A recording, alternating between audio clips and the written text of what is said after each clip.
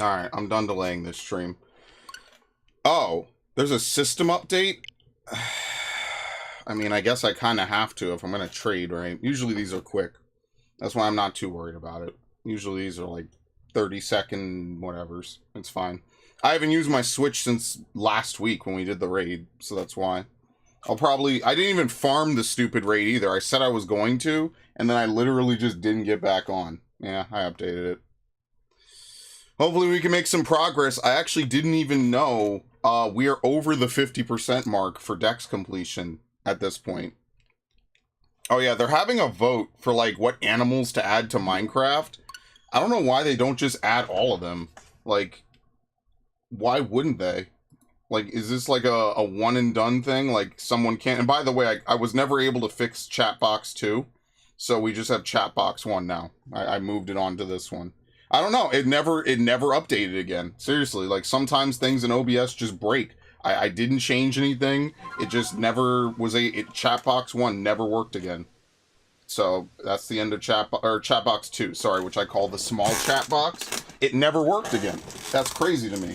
So I'm just going to use this one instead, because, I don't know, it doesn't really matter. Ultimately, at the end of the day, they're both just the same box.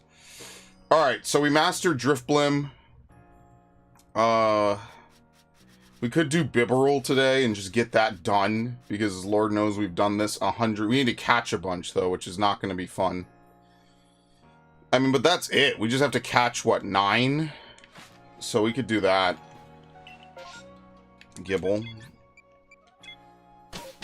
It's a good start, at least.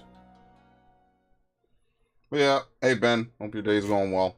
The usual. The usual, at least here with me. I don't know about the rest of y'all, but it is what it is. It's just another day, you know what I mean? Probably won't be delaying these games until Saturday anymore. I think Wednesday's a good day. It's just this Wednesday I really wanted to play Pokemon, so that's why it didn't happen. So I'm sorry, I really wanted to play Final Fantasy. So I was like, alright, I'll play Final Fantasy. And then I didn't stream on Thursday, which ironically would have worked for other things, but yeah, I just wasn't feeling it. So I didn't do it. Alright, I'm going over here.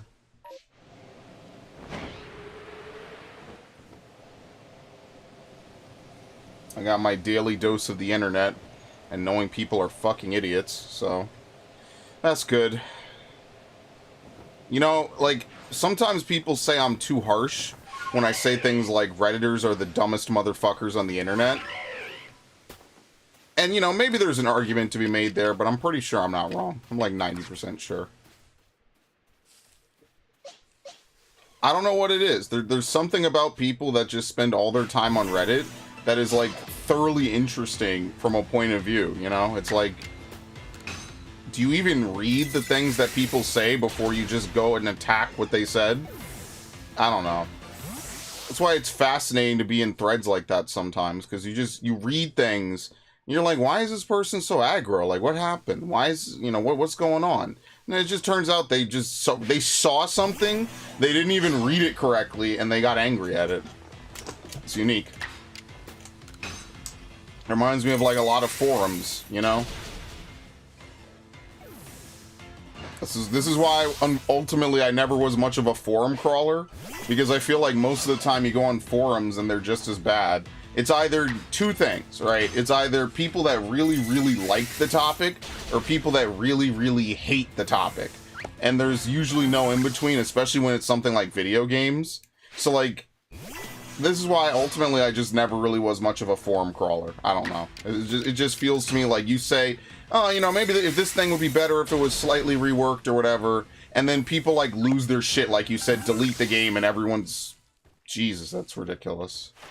Delete the game and everyone's hard work, you know what I mean? Or something to that effect. And you just get to a point where it's like, well, that's not what I said at all. Not even in the slightest. But I don't know. You get it a little bit on YouTube as well. Oh, it's only 36, okay. But man, I think that there's no better place for it than fucking Reddit. I don't know. It truly is a once-in-a-lifetime journey to spend a couple hours on there. And I say once in a lifetime, but then it ends up being like every time you go on there.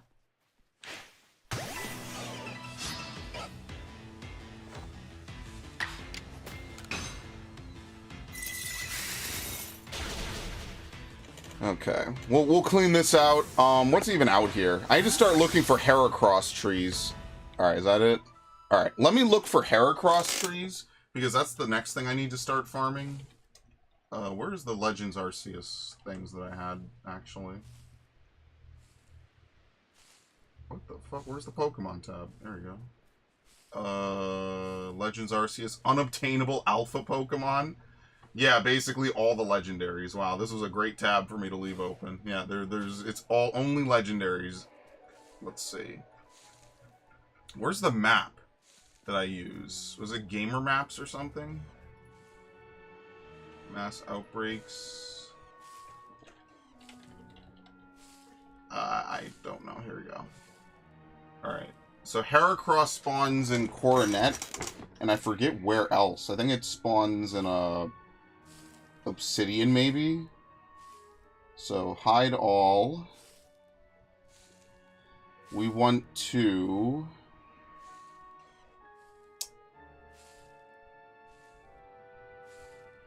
Actually, no, Cerebee's better for this, I feel, right? Because we want to look for shaking trees, specifically. Yeah, okay, let me actually go to Cerebee.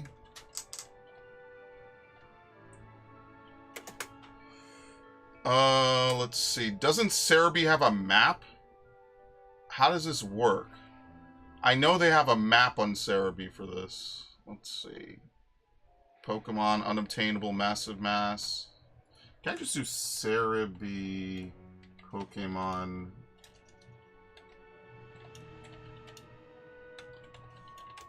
Let's see. Oh, here we go. It's Poke Earth. That's what it's called. So we need to look in Coronet.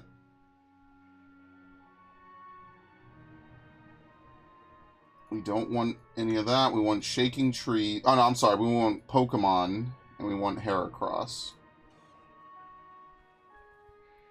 Okay, so Heracross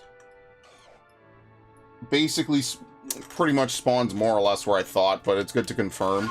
So Heracross spawns like right below this ledge, like this whole path down here. Any tree has a chance of having Heracross, and then this path down here as well. Any tree has a chance of spawning a Heracross. So from now on, when I come out here, I'm gonna look for Heracross down there. It just makes sense because I haven't done it. I don't think I've ever seen a Heracross jump out of a tree. And I'm trying to get started on some of these more annoying ones that I know are going to take me the rest of eternity, right? So, like, Cherubi and Cherim are ones I need to start, like, making sure I know where all of these Pokemon are, right? Because we have to see... Oh, I guess I've seen 4. We have to see another 11, which could take forever, or it could be very quick, I guess. It depends. So it's basically anything along this path, right, up to and including these trees over here. But not the ones across the river. And then apparently there's trees down this path as well with the Ursaring. Those can also drop, or spawn Heracrosses. That's a really small Ursaring. Do you see that? That's crazy. Yeah, that's what I'm saying. It's really rare, and it's something just to check.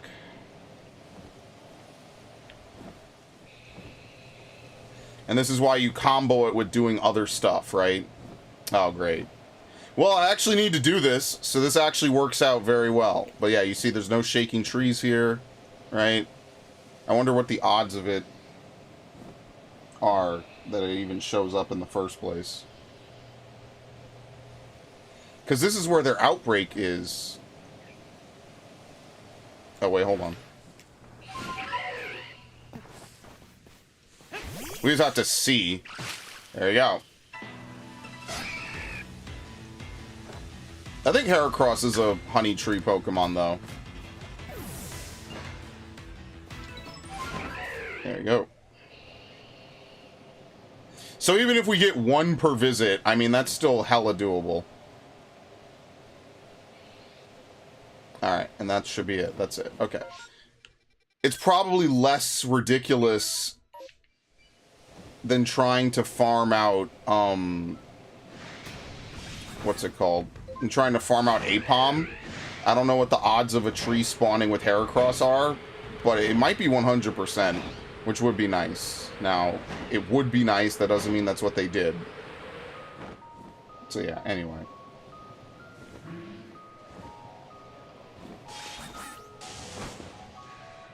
I like how the music just sounds wrong. Alright, the only reason we're here is, as usual, to get fossil strategies. Let's see. What the fuck? Oh, there could be a massive mass. Yeah, I don't want to know about that. I want to know about... So, okay, any of these shaking trees have a 100% chance of spawning a Heracross. I'm looking at it. They have a 99.01% chance of spawning a normal Heracross, and then a 0.99 chance of spawning an Alpha, which is basically 1%. Yeah, all these are the same exact thing. The only thing is that the level changes to be a little bit higher when you go across the mountain ridge. That's it. And then there's a standard spawn for Heracross, but we don't really care about that. Alright, so this is starting early, just because I was so close. Normally it would take a little while longer.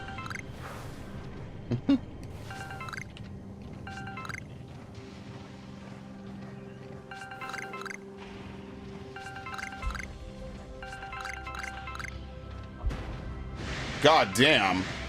Alright, the Rufflet, or the Rowlet is not part of that. Nice.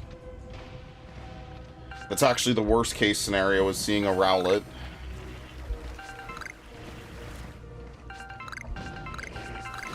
That's also kind of a worst case scenario. Dude, are you serious? I don't even know if they spawn a third one in this area.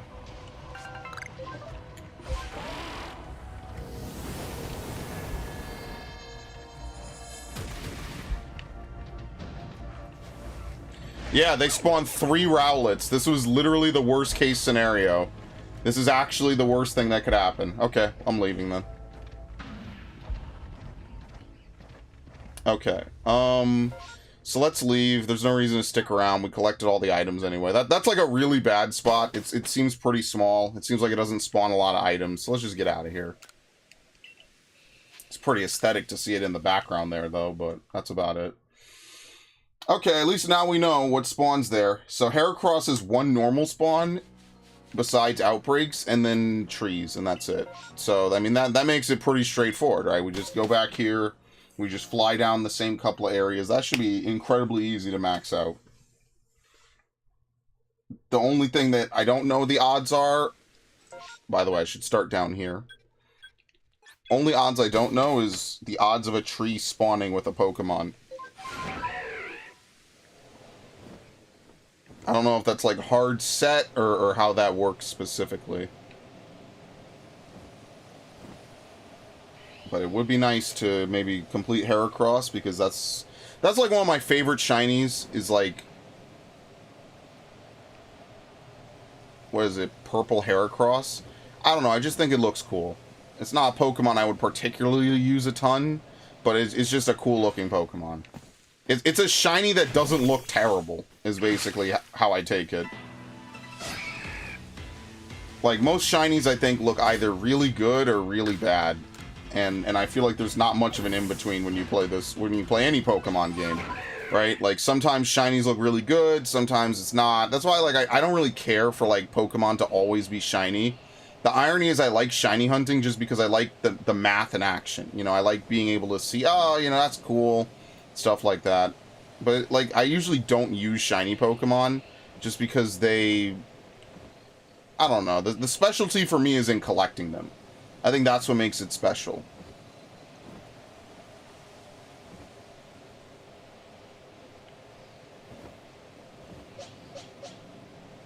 Oops. I think today we're going to work on Sliggoo.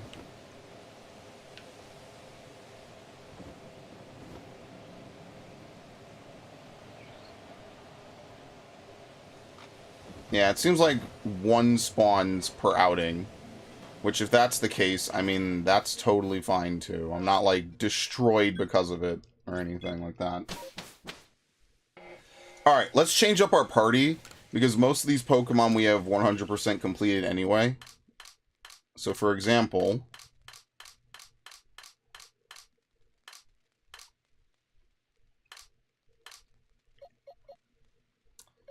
Where's the... Is it you? Yeah, I guess it is you. Okay. We should maybe use Giga Chad. What haven't we perfected yet from this list? Okay. I think we were working on Rapidash, or did we finish Rapidash? I don't remember. Blissey... Vaporeon. We finished Drifblim. I know that. And I guess Staraptor. Because I haven't perfected Staraptor yet. And I guess is there anyone else we can replace? Oh yeah, we could do Mothim. Mothim should be easy, right? Yeah.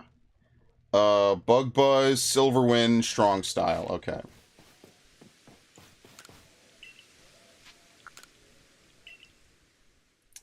Bug Buzz. Wait, Bug Buzz and Silverwind? There's not a lot of psychic types. That's not fantastic. There's not a lot of grass types either. Okay. I kind of don't want to participate in that. So let's go look over here. Yeah, there's not a ton of, like, grass types in this game. Because there's not, like, a lot of pure grass types anyway that aren't really starters. A lot of pure grass types are starters, like Trico, Chikorita, Snivy. And since then, to be fair, there haven't really been any non-dual type starters. That was mostly just Gen 5, Gen 2, and Gen 3. I guess Blastoise was a single type at the end. Right? But, you know, where all of them are single type, that's kind of rare. That doesn't really happen that much. I mean, if nothing else, we could just fight some generic enemies. Just use strong style, was it, 12 times? It doesn't matter that much.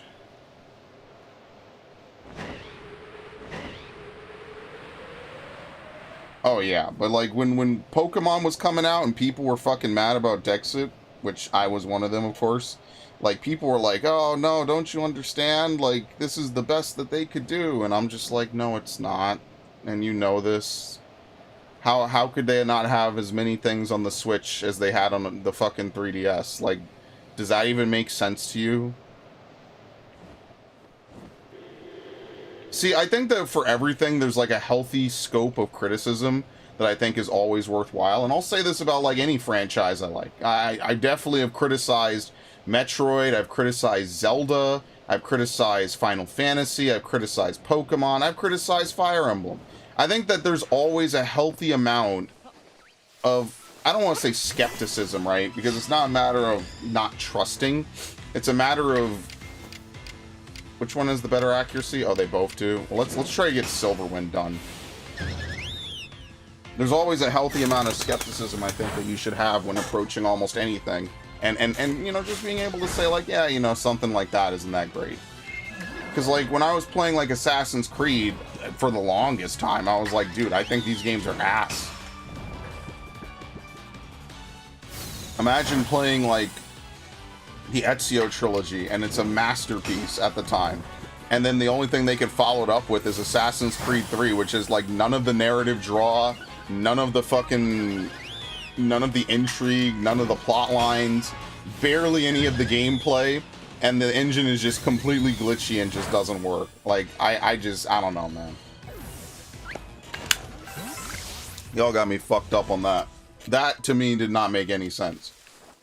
It's like a separate team developed the game, which obviously can make sense, right? Like, they got someone new, or a new team to work on it, but it's like...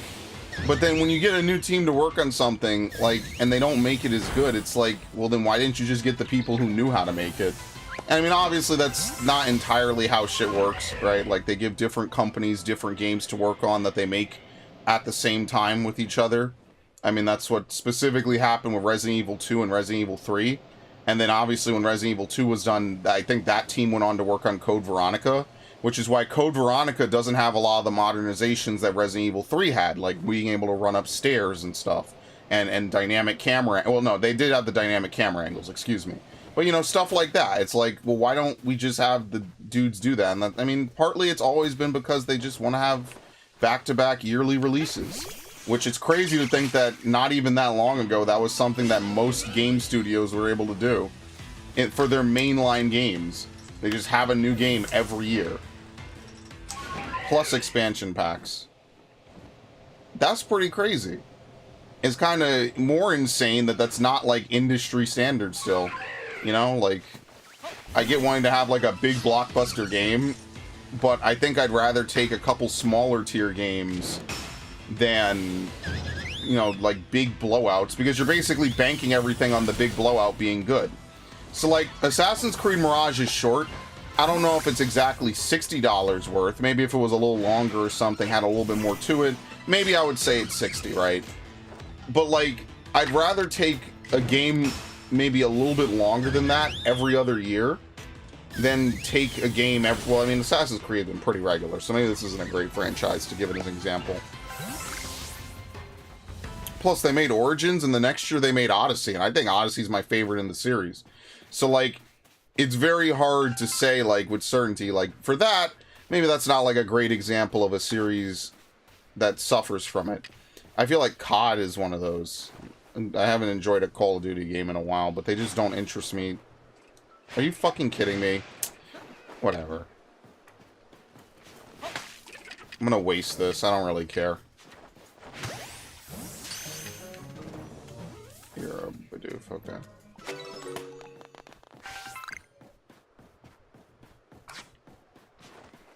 Yeah, that's kind of how I feel about that. I think it's better to have more regular releases that are up to a certain bar of quality than to, like, just disappear and come back every 5 years. And, you know, assuming you're not, like, GTA and Rockstar, you're kind of banking that something else better hasn't come along, or that people still have interest in your product and stuff. And I think that's going to be the problem that, like, Beyond Good and Evil 2 faces, is that it's going to potentially be a good game. Let's assume that it'll be a good game, whatever that might mean, because that's subjective. But, like, let's assume it's a good game. Bro, what if people just don't remember or care? You know, like, it's not like Kingdom Hearts, where technically there was a Kingdom Hearts game every few years for multiple years. It's like, what if people just don't show up?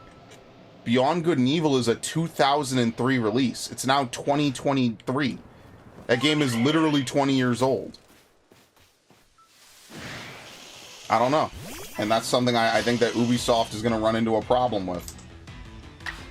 I think Ubisoft is in for some really weird, if not hard times, because either all these games that they've been working on have been hyper delayed, or, you know, just, I just think they're in for some weird times. That's just me personally. And, like, I'm not sitting here cheering for it, because I think that they make good games. I think they have good ideas. I just think that Ubisoft has to, at some point, just release the game. Like, yeah, it has to have meaningful development, but, like, dude, you can't just leave it in a pocket dimension for 20 years. The dude that created it left. That's a bad sign. Okay, let's leave. Well, no, there's some Carnivines over here. I guess we could go fight real quick.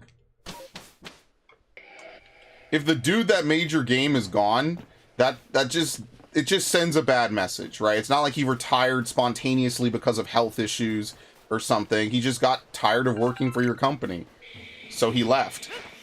And I guess I'll say that becomes one of those things. It's like, all right, bro, like, what are y'all gonna do now? I don't know. I don't know what's gonna happen, let alone Skull and Bones, but that's neither here nor there. I just hope that Star Wars Outlaws and that Pandora Avatar game goes somewhere. But I'm gonna be honest with you, I'm not buying either of those. I'm definitely not buying Outlaws New, so I wish Ubisoft the best of luck.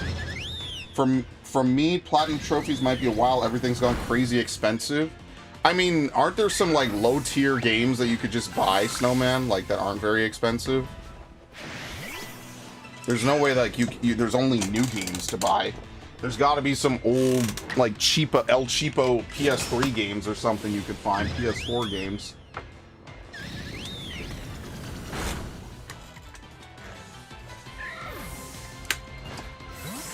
I don't blame you.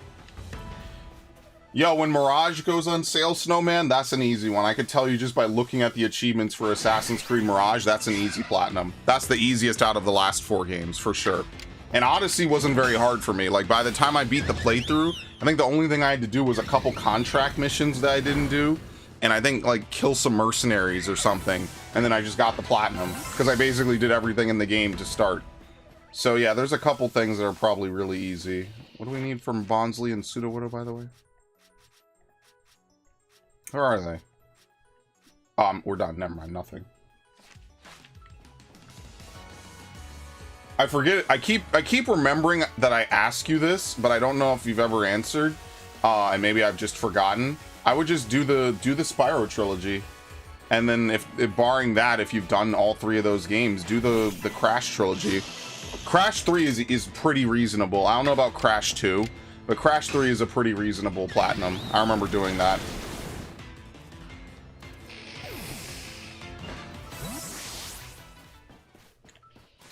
Let me... Do I need to reload? No, not yet. I didn't know that bug doesn't resist bug. So this is gonna be a pretty easy sweep.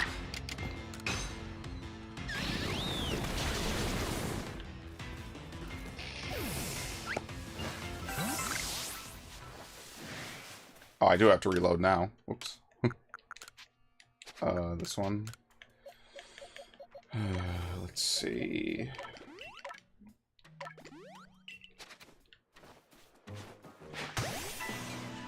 Yeah, there's a couple games I've been meaning to platinum or trophy hunt. I kind of want to go back to doing stuff on Xbox. So, like, I don't know. I got to figure out, like, what easy games... Like, I just probably could just play a lot of the Xbox games I own. That probably would accomplish the same thing, and I wouldn't have to, like, go out of my way, because you know, like I said, I bought a bunch of games. I bought the Condemned series. I bought, you know, a lot of them. Without going specifically individually one by one through them. I bought a lot of games for the Xbox. Some just to own, stuff like that.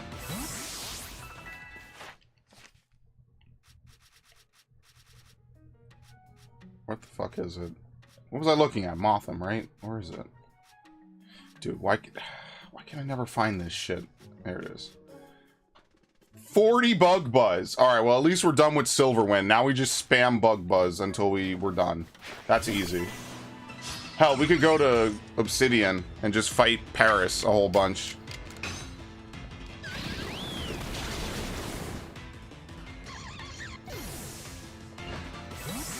And then I'll consult the list of Pokemon that I have. Because I do have a list of Pokemon that I marked as being easy to complete.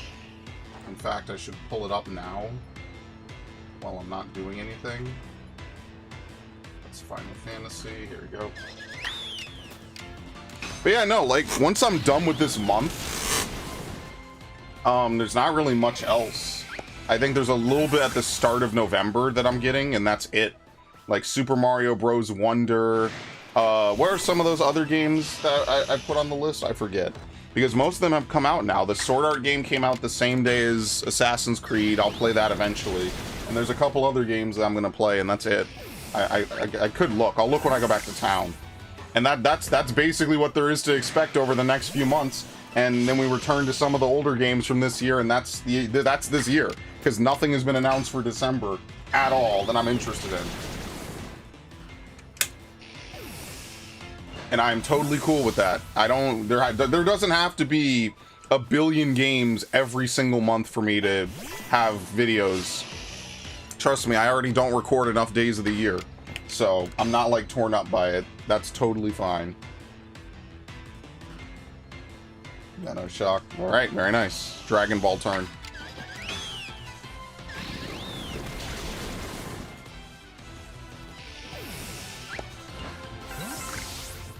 I did say I wanted to master the Fallen Order games. Or at least Fallen Order at the minimum. Maybe I'll do that. I don't know. Maybe Jedi Survivor might not be the best for that, because Jedi Survivor might be, like, really glitchy and annoying to do.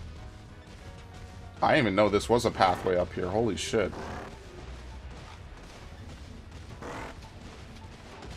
Why does it have to be right next to the alpha? Seriously.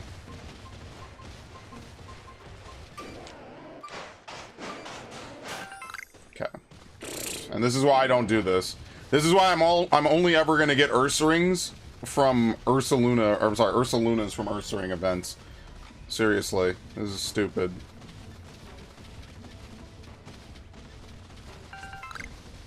And y'all are never shiny up here. Jesus, that scared me. Okay. Y'all are never shiny. And then that breaks my heart more than anything.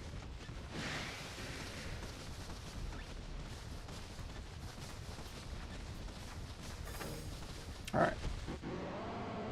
Let's leave. I will not sell dust. Thank you for the reminder, though. That's what we'll do on the final stream. We'll sell exactly 1 pouch of dust on the final stream for this game. Just to satisfy Viff and his desire to watch me ruin my save file forever. Okay, we just have to use more Bug Buzz. Let's see. So I did master Bonsly. When the hell did I master Bonsly? Apparently it happened at some point. I don't know when. I'll just add it to last stream, even though I know it happened before that. So we are at 52.48% of the Pokedex completed. Remember that we will not be completing everything. If I were to do the math really quickly using... What did I say? It's like 18... Okay, so it's 242 minus 18. That's 224 actual Pokemon to work with in this game. So 224 divided by 242 is 92%. So really we're trying to get to 92.56% as opposed to 100, because that last 8% of the Pokedex is non-repeatable Pokemon. You cannot get them shiny, you cannot get them to spawn multiple times, so there's no reason for me to Dex Perfect even the legendaries. There's just no reason to. They just simply, it won't add anything to the game for me. So I will not be doing that.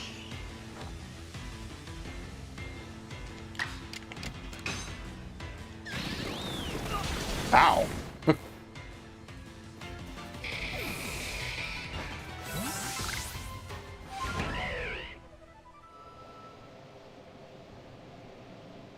I mean, I don't know. Maybe I'm just a glutton for punishment. Why else do I fucking come on the internet the way I do?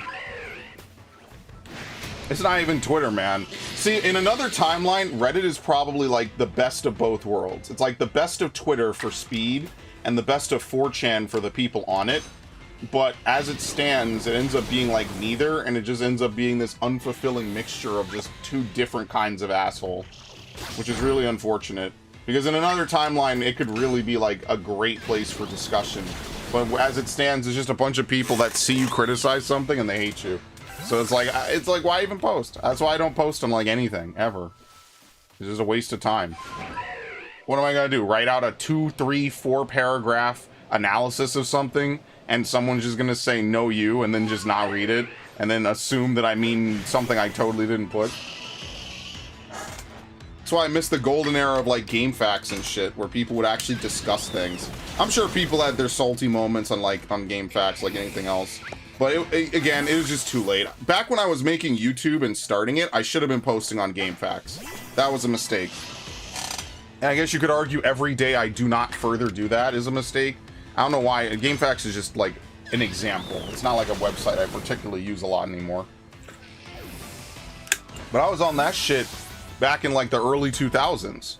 That's why I think about it so frequently, because back in the early 2000s, I used to, you know, fuck around on GameFAQs to see guides. People would write guides and stuff, and that's why I wanted to write guides. Oh god, even Heracross? Okay, good now. But writing a guide's a lot of work, at least the way I do it. I was able to get that Resident Evil guide that I was talking about. I do have it, can confirm. So I'll probably put that up somewhere. But it would have been cooler if I didn't lose it for like 5 years. Somehow that occurred. which is very interesting, to say the least.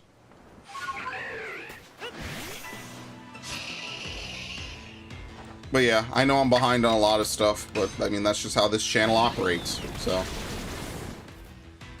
Honestly, the sooner we get some of this Pokemon stuff done, the better. Like, could you imagine... Oh, hi. Could you imagine we finish the Arceus stuff by, like, the end of the year? That won't happen, but I think we'll need, like, maybe the first 2, maybe 3 months of next year at the rate we're going, and then we'll completely complete the Pokedex. Because some of these Pokemon are just, like, spawns, right? Like, you just have to see them spawn. Like, I guess I could keep reloading Coronet, look for Shaking Trees, spawn the Heracross, and leave. And then I just have to use Heracross in a bunch of battles and stuff like that. Same thing with Cherim and Cherubi. I'd like to get my shiny early and then just start farming that, just so we could get right down to brass tacks. You know, I don't have to waste time. Like, yo, let's see the shit. It's like, you know, when someone tells you to either shit or get off the pot, I mean, that's basically what I'm trying to get the game to do. Like, come on, let's go. You know, like, just enough is enough. It's time. Got to keep moving. So that way in a year or two, they can make the next shitty Pokemon game, and I could get angry about that again, and then, you know, rinse, repeat. Nothing changes. And in fairness, I should look for the sisters. It's not... I have a decent amount of money. It's not like I have a ton of money in this game, but it doesn't matter. Okay, let's leave. Dude, the outbreaks have been terrible today.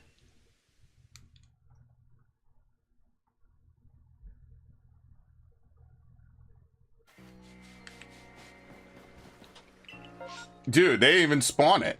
That's crazy.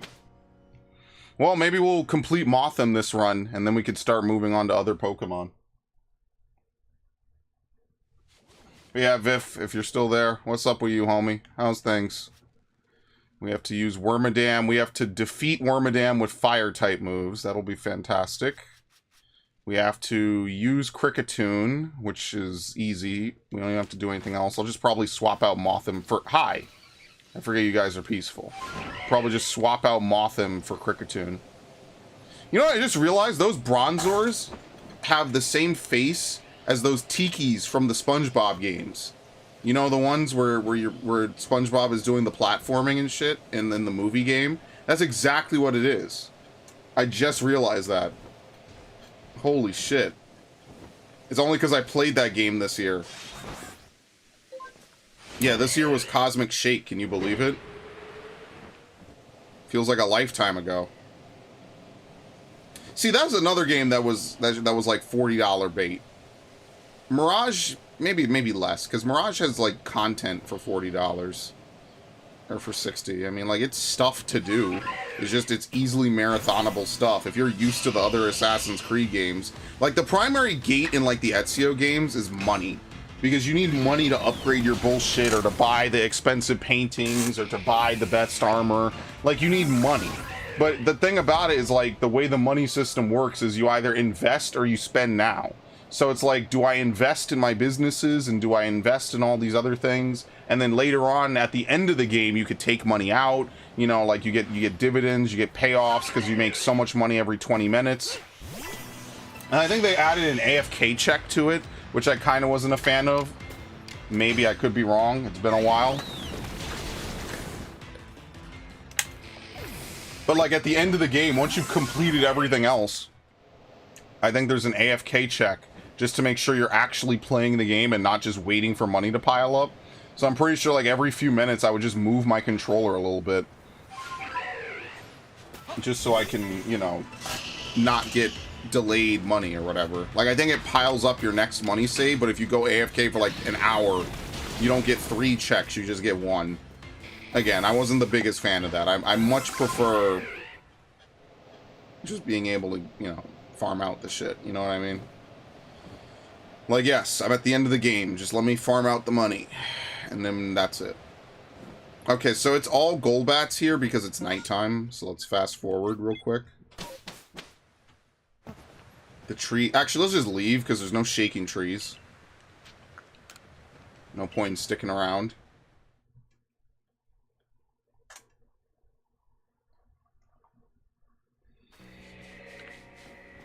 Oh, man. Oh no. Well, we could get a lot of good usage out of Carnivine. Yeah, fuck it. Carnivine kind of makes more sense. We could fight a bunch of Carnivines, and then we could swap off of it, and then we could go get Kricketune.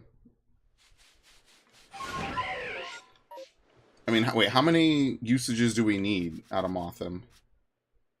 3. So, like, is it even worth showing up with only 3 Bug Buzzes left?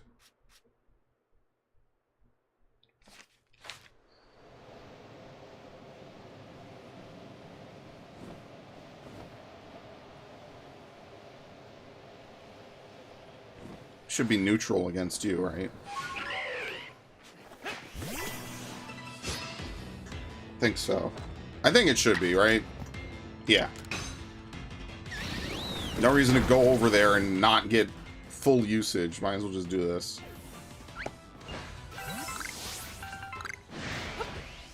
You gotta be efficient. You gotta work smarter, not harder.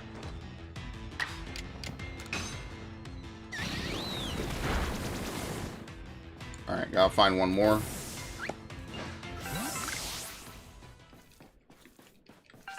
Here we go. And it's sad too because, like, again, I would want to play BD again. I got a little bit of stuff to do in Shining Pearl, but if I'm gonna stream, I'd rather either stream and progress something, you know? That's kind of how I feel about that. Alright, now that's done. We could dump this thing. Add this one to today's chart. Glalie is another Pokemon I have up here. I'll probably get around to that next. I think just getting rid of, like, the really common, popular Pokemon, I think, is the best bet for today. Alright, so there you go. Mothim's done.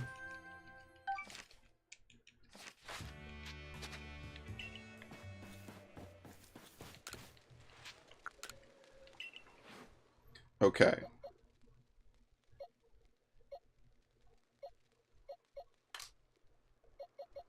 Do we not have a Kricketune somewhere?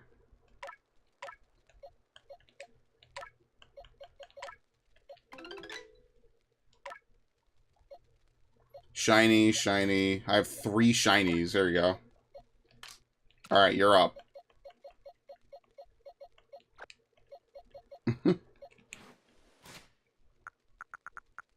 Could have sworn I had another one.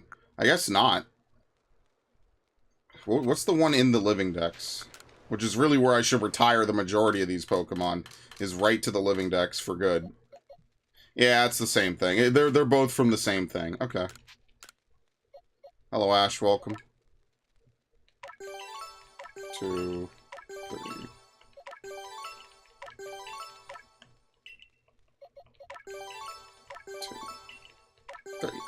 Okay.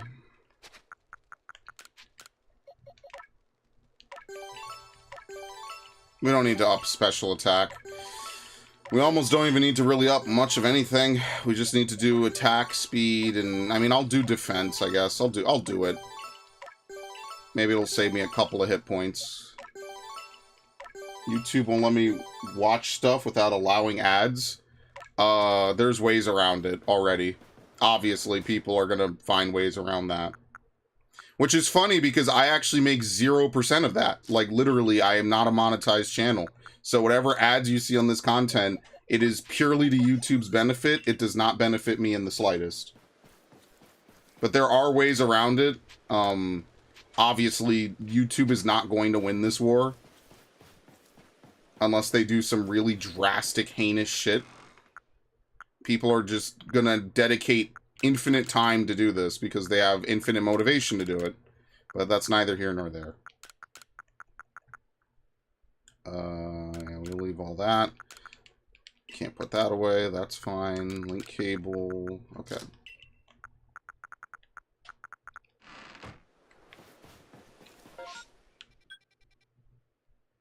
Let's level him up. This is gonna be stupid.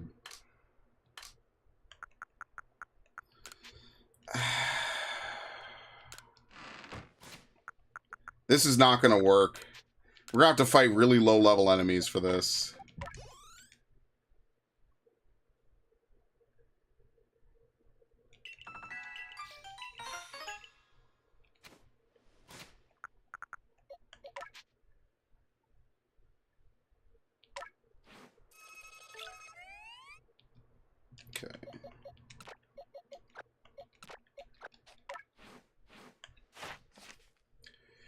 25 of each.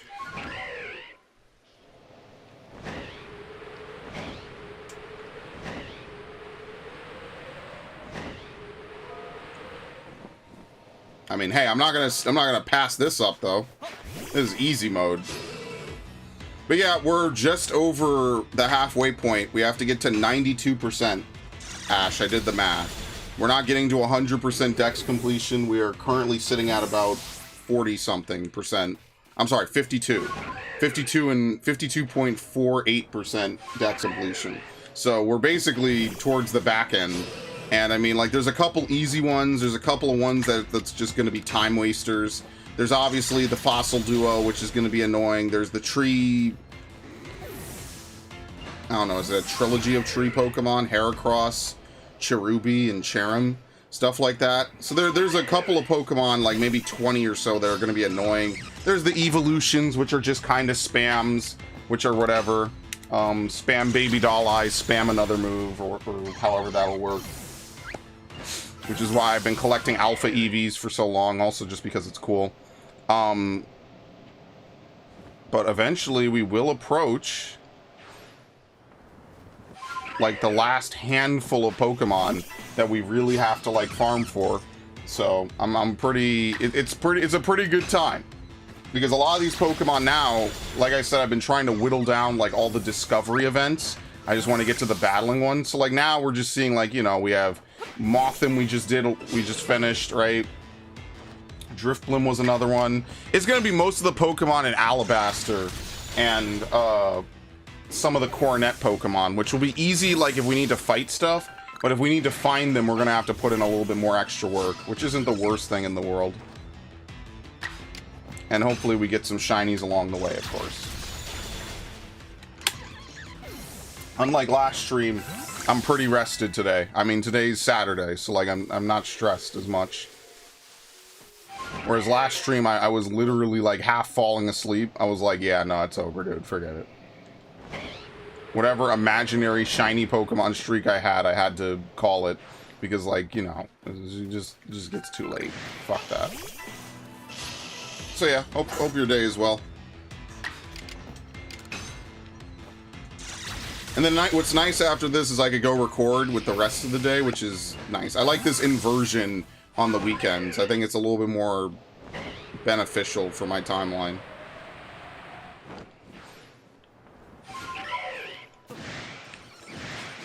That's not great. Just got home from grocery shopping. It's alright. That's good.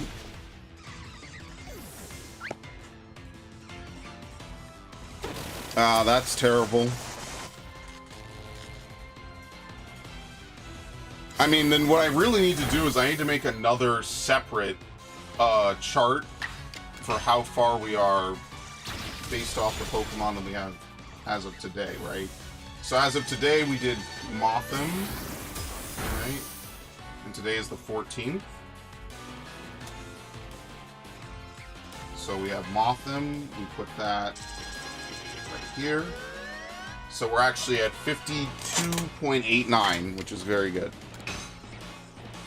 So if we could get like another 3 Pokemon, that's like another percent, a little bit. Okay. And obviously some days will just be easier to max out Pokemon than others. What? Oh, oops. Can you break out, please? Fuck. Some days it'll just be easier to max out things than others, so I'm not like too torn up about it. There's also a lot of high-level Pokemon. Actually, wait, hold on a second.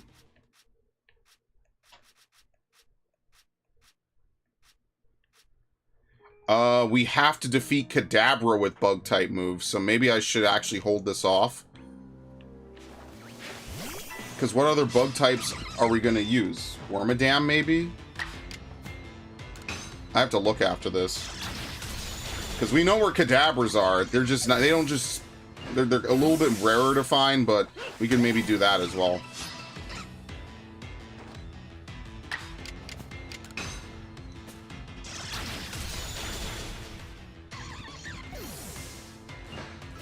And then maybe once I'm done with all of this work in Arceus, I'll go back and I'll finish up those couple of things in Brilliant Diamond.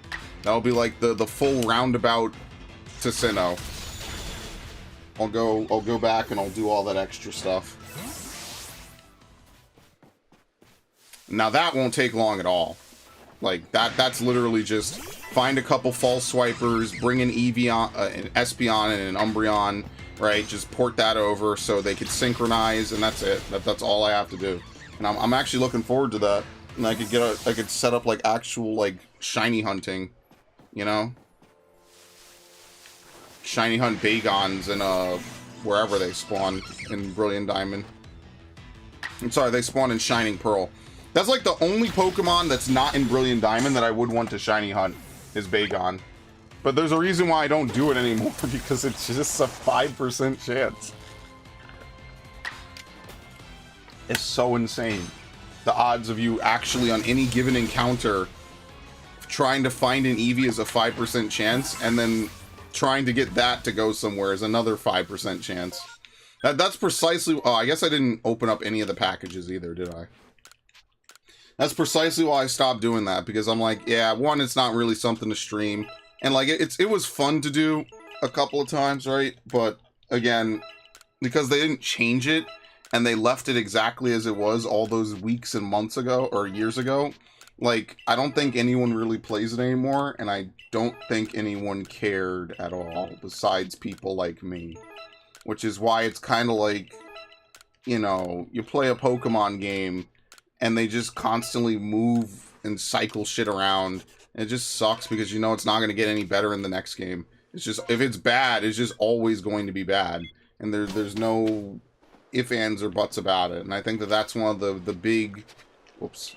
What did I catch? Oh, I caught that thing by accident. I didn't mean to.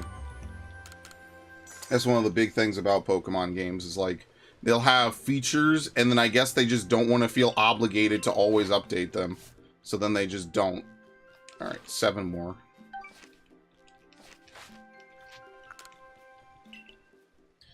On the bright side, I will try to maybe play some of the GBC games, because I could use a couple of things for that. I just have to take time and clean up most of the desks in my room. Oh, we have a Vulpix event? Hell yes.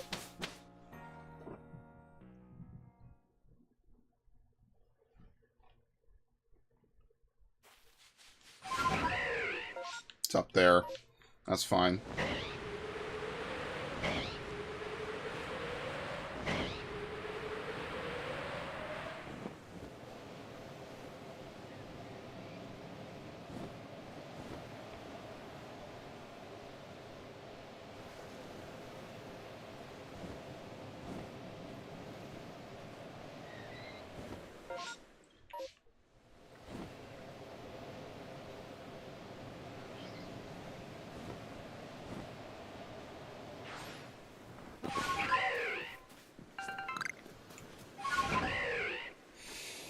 Oh, man. Never underestimate how fucking stupid people are, truly.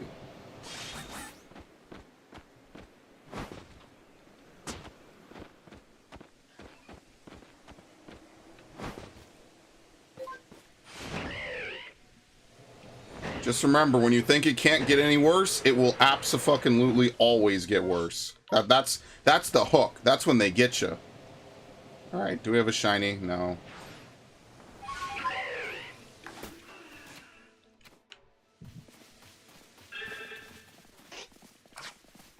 Do y'all run away by default? No. There you go.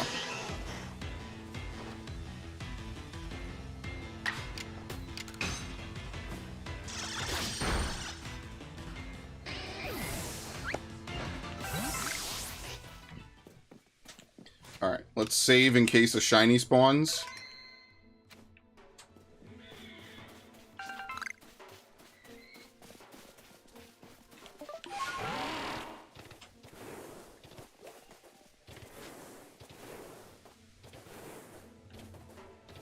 Come on.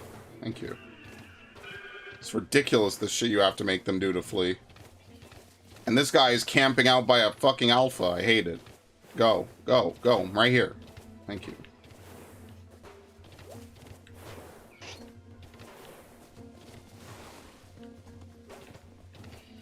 Yo, y'all remember walking through, like, the Lego aisle at, like, a toy store back in the day?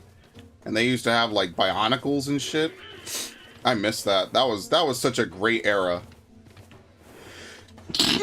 No matter how easy Amazon makes life, it was always something to walk down one of those fucking aisles and see all those toys. That was awesome. That was truly peak. That was the peak. We will never be lucky enough to have that kind of fun again. And the nostalgia. Bro, I was walking through a toy store today.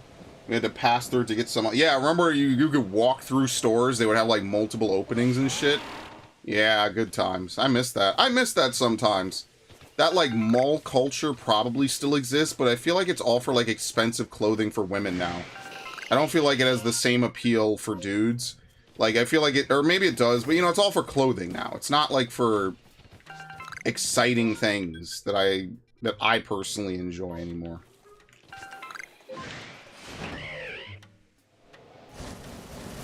Like how you could just walk into Toys R Us and just see some stuff.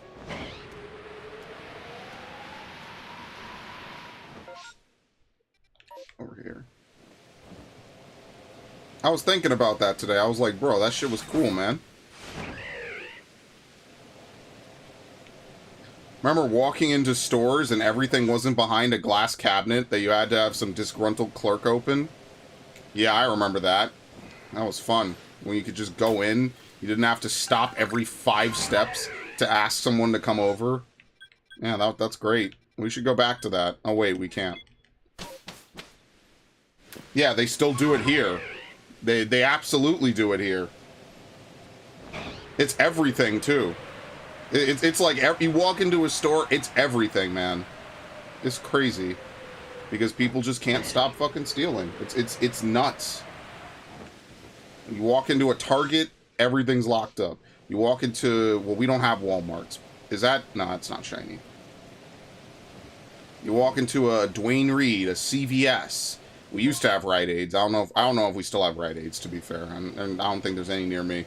But, you know, we used to have all that shit. You could just go in, put everything in the motherfucker, and call it a day. Now, it's gotta call someone. By the way, are both of these trees shaking? No, just one. Okay. Alright, let's get out of here.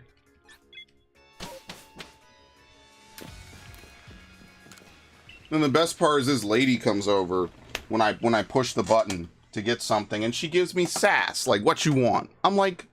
First off, in my head, I'm like, first off, bitch, I'm the customer here. No, don't do that shit. That's fucking rude. That's just nasty shit. I didn't maliciously, like, spam the button. I pushed it once, and that was it. Don't give me attitude. But people come over, man. Listen, some of these people, they come over. They act like you're the reason why they're there, and you're, like, personally torturing them. It's like, bro, don't do that shit. I don't do that shit to you. What do we have for Star Raptor, by the way? I mean, that's the New York difference right there. That's just a bunch of people that are just angry. They're just angry at motherfuckers. And they just take it out on you because you just happen to be there. Like, I didn't do this shit to you. Don't fucking blame me. But you'd be surprised how many people are like that. That's what I mean. People are fucking stupid, man. I am becoming a complete misanthrope the older I get. And the funny part is it's not even just like people being like really dumb on video games. It's like just people in general just being really fucking stupid. And I'm not saying it like I'm some kind of savant. It's just like, bro, like, I don't know. It didn't ruin my day. It's just one of those things that you notice. Like, damn, dude. Like, what crawled up your ass and died? It's not my fault that they have to summon you like a fucking waiter. The irony of this is that waiters, a lot of times that I've gone to places, take their sweet time coming back to you. Anyway, that's neither here. That's literally neither here nor there. What level are these things? Am I gonna have to waste more candies?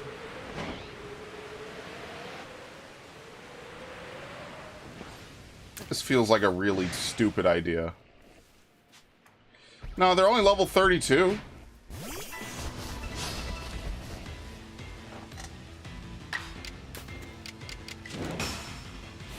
It doesn't have Brave Bird, but that's not the move I'd want a strong style really anyway, because you have to heal it. I should go fight like low-level like Shinxes or something and use Brave Bird. That's really what I should do.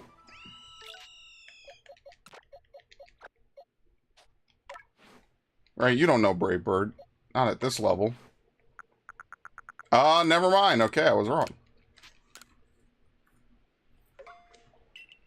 Crawl up your ass and die in my soul. Nah, these people are they're just annoying. If they were dudes, you'd call them dickheads, and with their women, you call them bitches. They're just fucking whatever, man. I don't know. I mean, like, I know this because I lived in New York forever. You know, it's not super surprising. It's just more like, she rounds the corner, horrific smile, or not smile, horrific frown on her face. Like I personally stabbed her dog to death, like smeared its innards all over the store, and then I'm asking for help. Like, I greeted her with a smile. She's like, what you want? Alright, bruh. I'll see you in hell. I'm not saying that had to be like a song and dance routine, man. I could get coming around with a neutral face, but I feel like she doesn't do that to every customer either, I think is the other thing.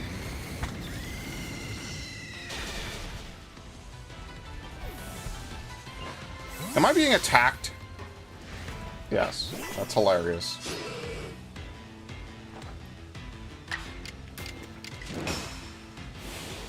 I was like, dude, why am I still being seen? It's because this guy's right behind me.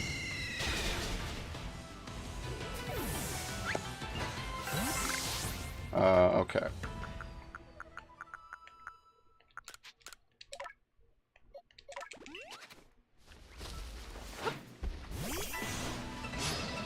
But yeah, I mean, there's always some good people, you know? Sometimes you talk with people, they're nice. It just seems rare today. I don't know. It's not that big of a deal. I don't blame people for becoming misanthropes. I used to be like, why? People are great. You just have to talk with them. That was maybe me when I was like 14, 15. No, fuck them. It's too much effort. Too much effort for people you will probably literally never see again.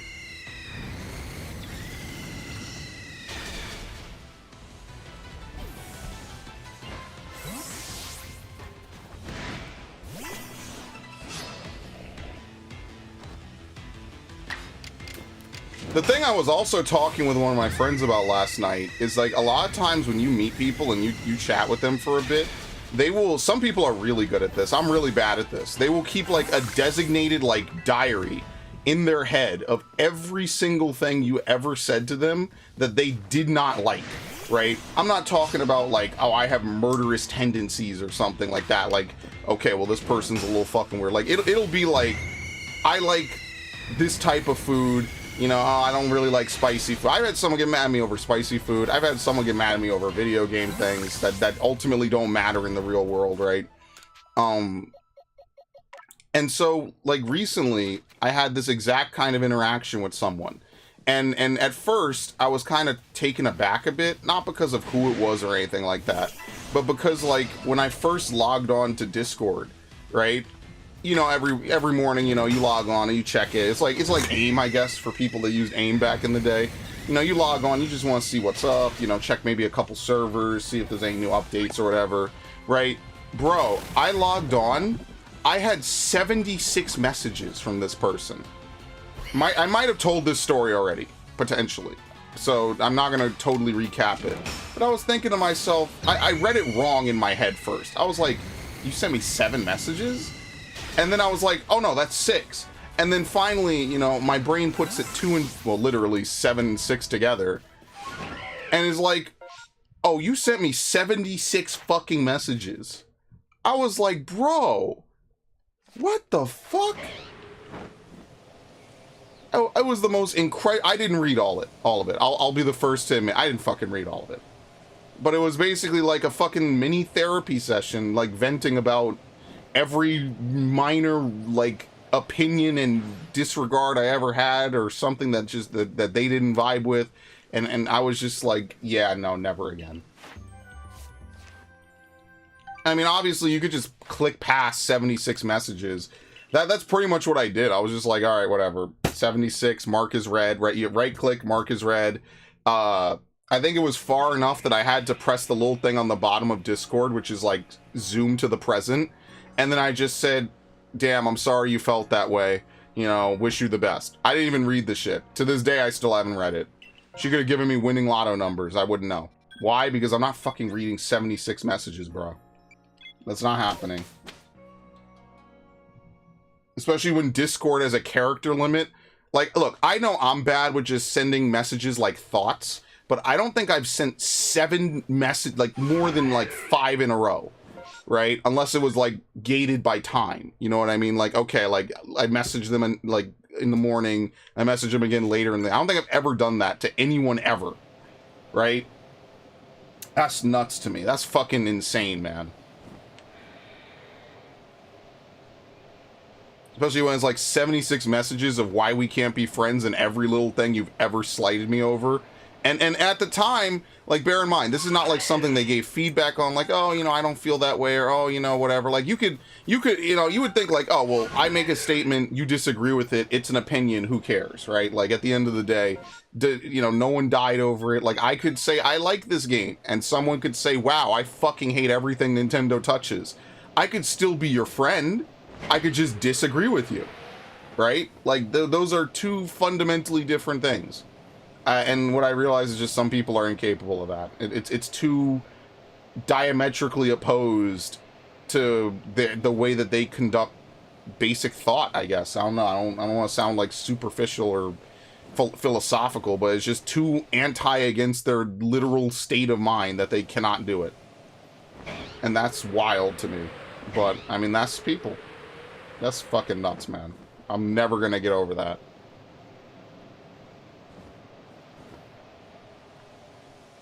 I almost wanted to do the full-on meme where it's like, damn, that's a lot. I'm not reading that. Sorry that that happened to you, or congratulations. I almost wanted to do that, but I did read a little bit of it, and I was like, oh, okay, this it's negative. I'm sorry this happened to you. That's funny. Alright, we have a Kadabra.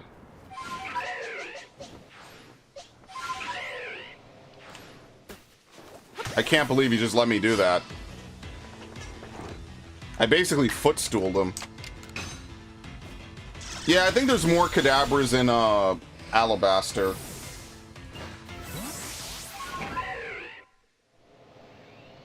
I think there might be like one more over here somewhere. This isn't like the hyper ideal area to do this in, I guess.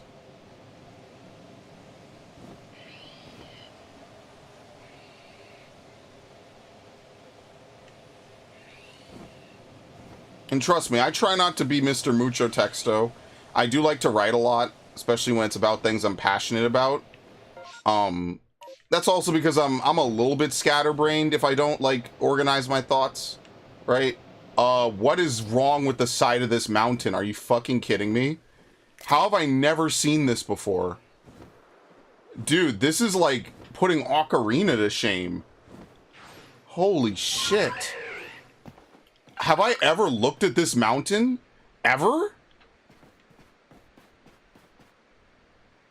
Oh, conveniently the fog sets in as I get close to the edge.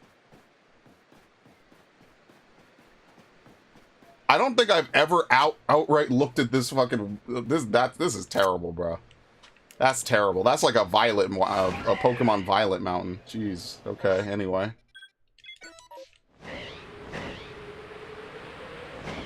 Anyway.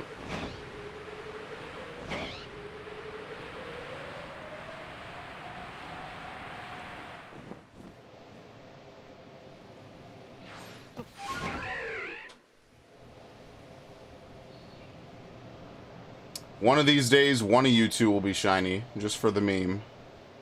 Today is not that day. Or I guess this is not that outing. Oh, the other thing I have to do is I have to go look at, Cherubi. I guess we could also try to max out Kricketune now, right? Yeah, let's go fight some Paris, I guess.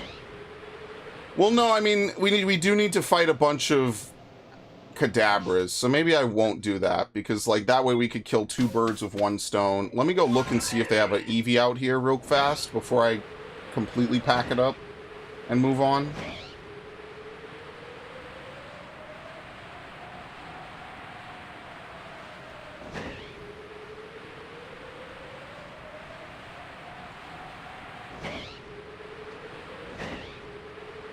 Never, man. It's rare to just get Eevee to spawn, period. Like, seriously. Did we actually finish Rapidash, by the way?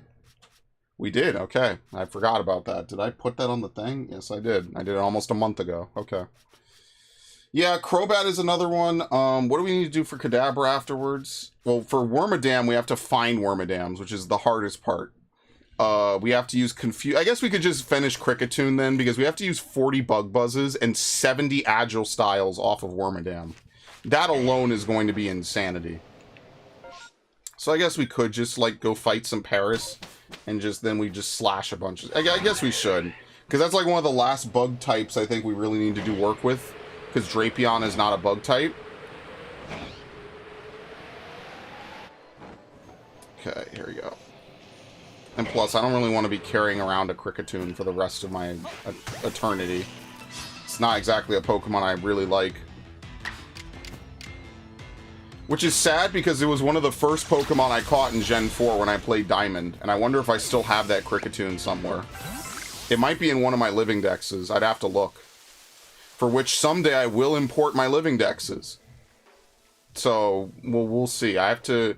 Like... The thing that I should have done is I should have made, like, a marking system for, like, where I found certain Pokemon, you know?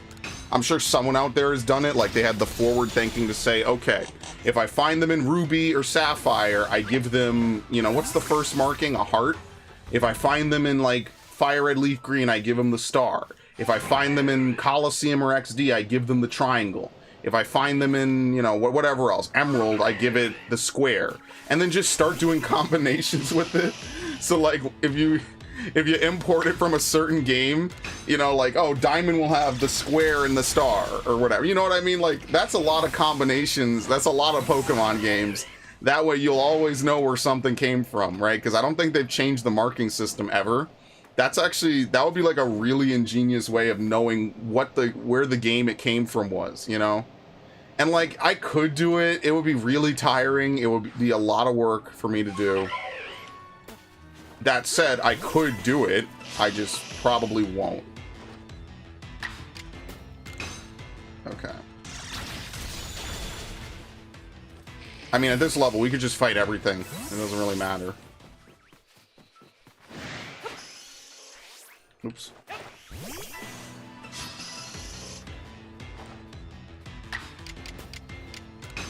And like I always say, that would be cool because, you know, it would be interesting, especially since a lot of these are like 20-year-old Pokemon.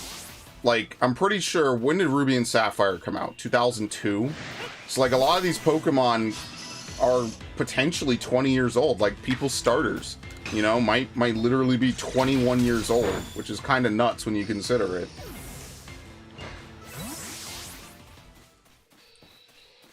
Imagine being able to play with your favorite starter for like 20 years, you know? That's kind of nuts. And I forget if I've emptied out my Sapphire, which definitely has some of my oldest Pokemon. But, maybe I should take a couple Pokemon from there. Are you, like, glitched? Like, what the hell's going on here? I've never seen this happen. For some reason, the Zubat is, like, stuck in the tree. And you can't target it. Well, you can, but it won't. You can't hit it. It's really weird.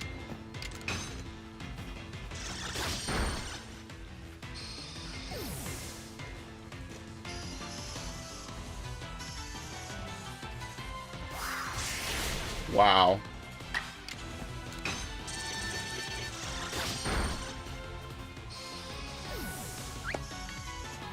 I mean, this only helps, so I'm cool with it. We have a Zubat that literally spawned in the tree. Yeah, it can't move.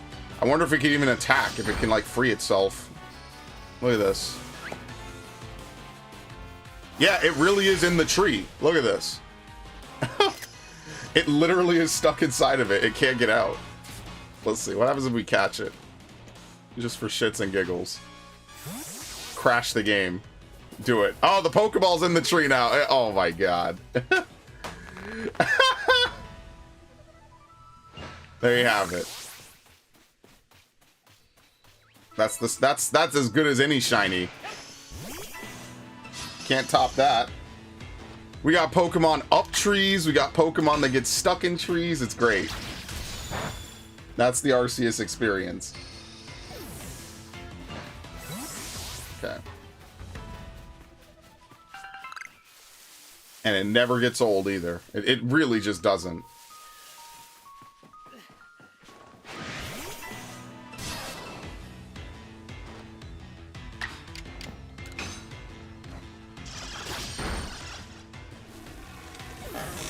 Yeah, what is that knockout sound for Pikachu? That is such a weird sound effect, because I swear I've never heard that before. Okay, what is this?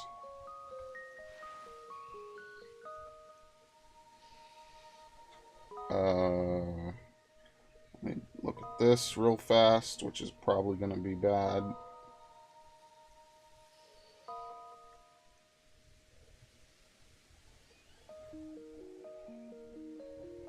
Okay, well that's going to take 5 minutes to load. I guess I'll do something else instead.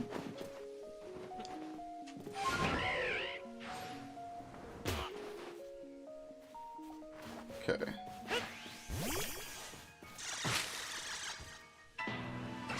And then I'll get a Wormadam, we'll level it up. We'll probably put it on the back burner for a bit so I could get some levels. And then after that, that'll be something that we could work with. Alright, that's stupid.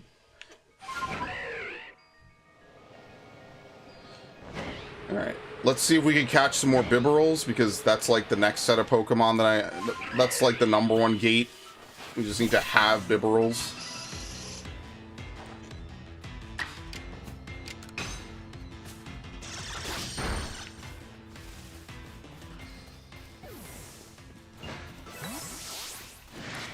Perfect.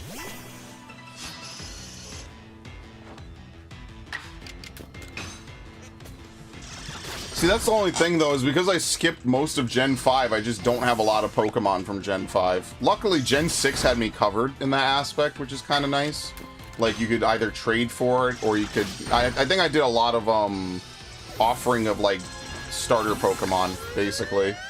I really have to thank all those random Japanese players I used to play with for trading me their starters because they got bank first. Peak performance. That really was like my peak performance hour. Because otherwise I would definitely not have had that, for sure. That was a pure stroke of genius back in the day. When I was really really into Pokemon again for the first time in a while. And to be fair, like, I had a whole group of people who were all playing and stuff, which was kind of fun, you know? So we would all trade and stuff like that. Is there something in the water? What? Alright, well, we'll fight it, I guess. Whatever.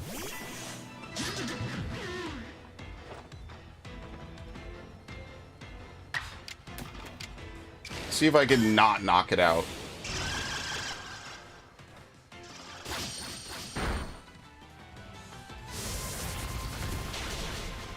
Okay, very nice.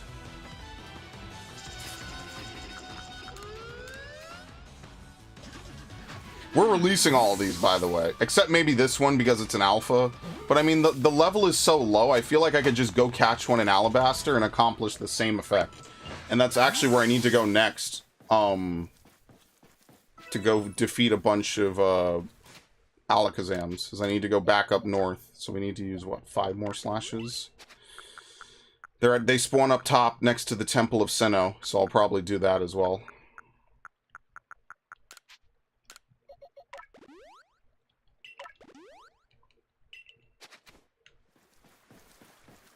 But before that, let's finish off Kricketune. And then that way we could swap out to Wormadam. Now, I'm not sure what the best Wormadam variant to have is. Maybe it'll be Steel Wormadam, because we'll have, like, that extra defensiveness, and as long as we don't find any fire types, we should really be good. So maybe I'll just use Bug Steel Wormadam. I guess it doesn't really matter. That way we're not weak to flying, and we're not weak to water.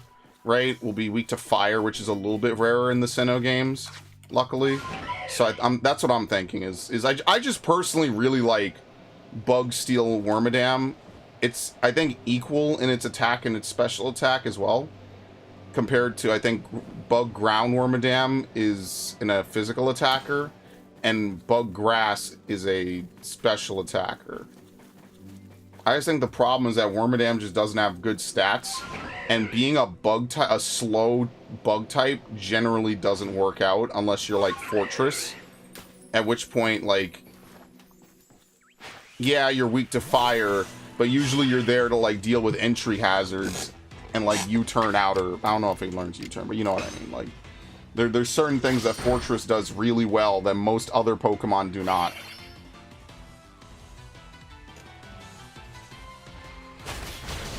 Nice.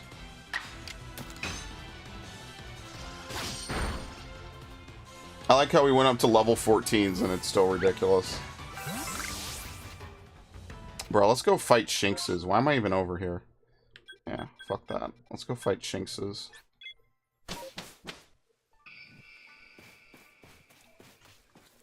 And then the next thing to do will be to find Cherim and Cherubi. I guess what I should do is I should, like, take some pictures and, like, make a compilation image. I did get my meme folder back, so I actually should start sorting things into the meme folder again. I actually thought about that, like, a day or two ago. I was like, you know, since I have this back, I might as well start using it again. And, like, you know, back it up and all that stuff. Because, like, I have a lot of, like, old 14 diagrams on it as well for, like, different fights I've done. But yeah, maybe I'll do that as well.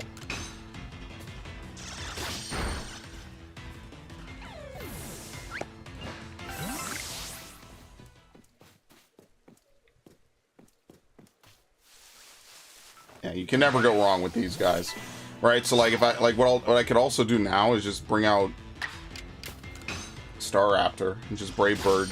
I don't think you take a lot of damage from Brave Birding low HP enemies.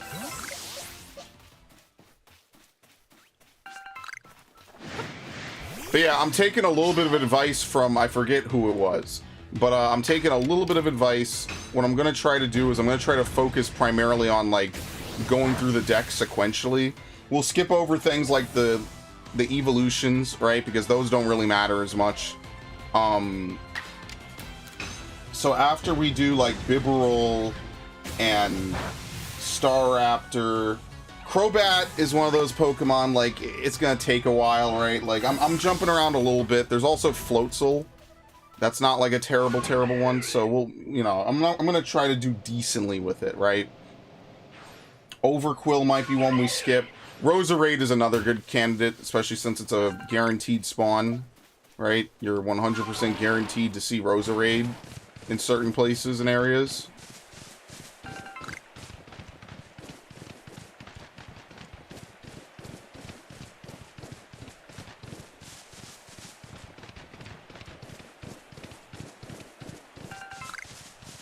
Man, this dude never spawns anymore.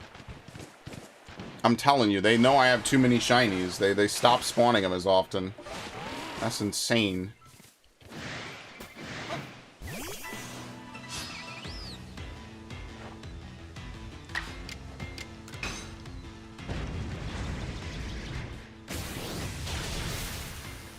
Alright, how much damage are we going to take from this? Eh, not bad.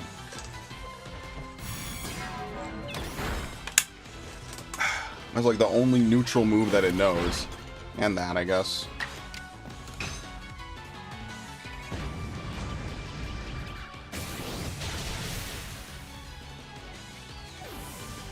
Alright. Survived literally one turn. Like, literally one turn. Oh, you know what? Let's YOLO this. I think if I win the fight, I don't take poison damage. Let's see. Let's see if I can just survive 40 points of recoil. Yes! I love it. I love Brave Bird. That's so funny. Very nice.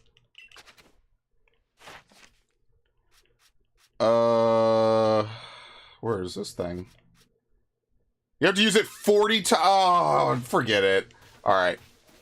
Let's leave. 40 usages. That's so insane. They hate you. Okay.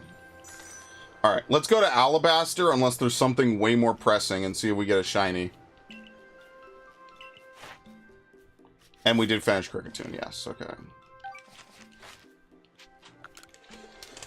Okay.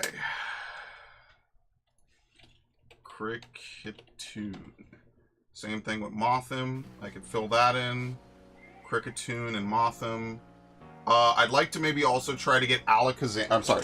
Kadabra, Bibarel, and Staraptor. But Staraptor with 40 usages is insane. But I could at least try. 40 usages of Brave Bird. Not even Air Slash. See, I could live with 40 usages of Air Slash. Dude, why is it not 20 usages of Brave Bird? Alright, we need to take out a Wormadam. Preferably one that's... Don't I have one floating around somewhere? Here we go. Your day has finally come.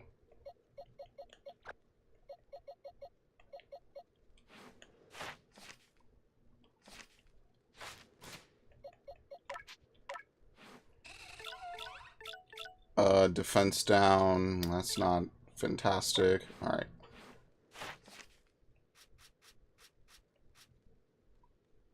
Let's see. Bug Buzz, Confusion, and then if we find one, we need to use Fire Move. So I need to have someone who could use a Fire Move on my team. Which is probably just going to be you, as usual.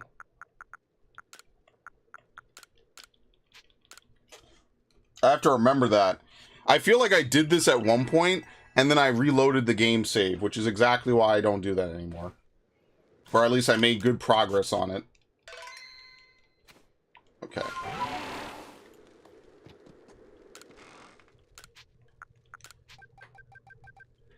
You know what? Why don't I just import a Wormadam from, like, BD? I don't think I have any good ones, though. Yeah, I don't feel like I do. Because, like, that way I don't have to waste candies leveling it up. Like, I could just have a high level one. No, but I need it now. And I don't think I have it now. Yeah, I don't think so. Oh, well. See, if I did this orderly, I wouldn't have this problem, but I'm not, so, oh, well. Level 50? Almost, okay.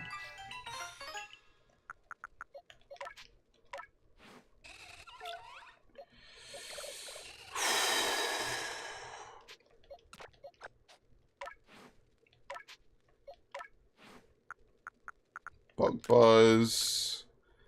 We have Iron Head, which isn't particularly amazing.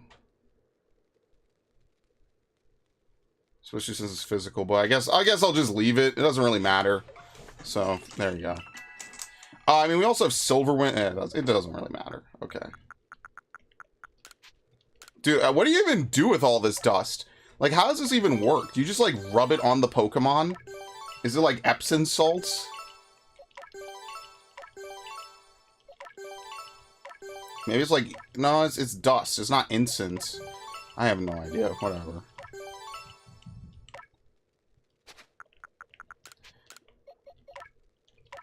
We'll just have this thing in the party. I mean, I'll use it, but I don't know. Epsom salts really do work. Yeah, that's what I'm saying. So, like, is it like Epsom salts or something? Like, I guess... I mean, obviously, there's no bathing animation, but they probably, you know, it's just like, it's a gameplay mechanic, right? It's like, oh, well, you pour a bunch of gravel and rocks and stuff, and it, like, dissolves or whatever, like a bath bomb. I have no idea how that works out. I don't know. And to be honest, I don't think they knew when they put it in. I think they just said, hey, wouldn't it be cool if you collected a bunch of rocks? And, you know, the bigger the rock, the more it's worth, right? The higher it raises the effort level. Because they knew they wanted to strip out a lot of what made Pokemon in this game, which I'm not a fan of. I mean, like, when you think of kids franchises, I feel like even Fortnite is more complex than Pokemon at points. Unless you're doing, like, Smogon tier battling. But Yeah, I don't know. They stripped out way too much in this game, as usual, but are you even surprised anymore? Honestly, I feel like they only keep abilities around because they feel kind of forced to. I almost feel like they would get rid of abilities if they had the opportunity, and that's pretty sad. That's actually really sad that, like, every time that we have, like, a lesser Pokemon game, a lesser mainline game, they always want to remove shit like abilities and held items. This is, like, the second time that they've done it.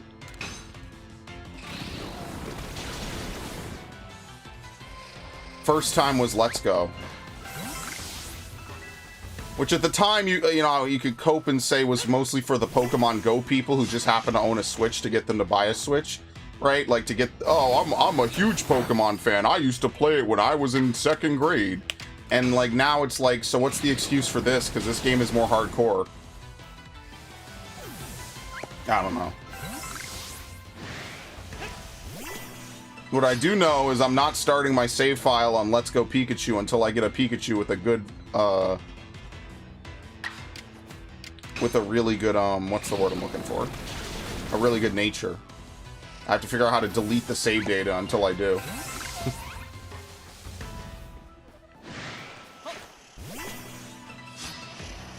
Wait, didn't I max out Carnivine? Yeah, I didn't fill in this chart correctly. Oops.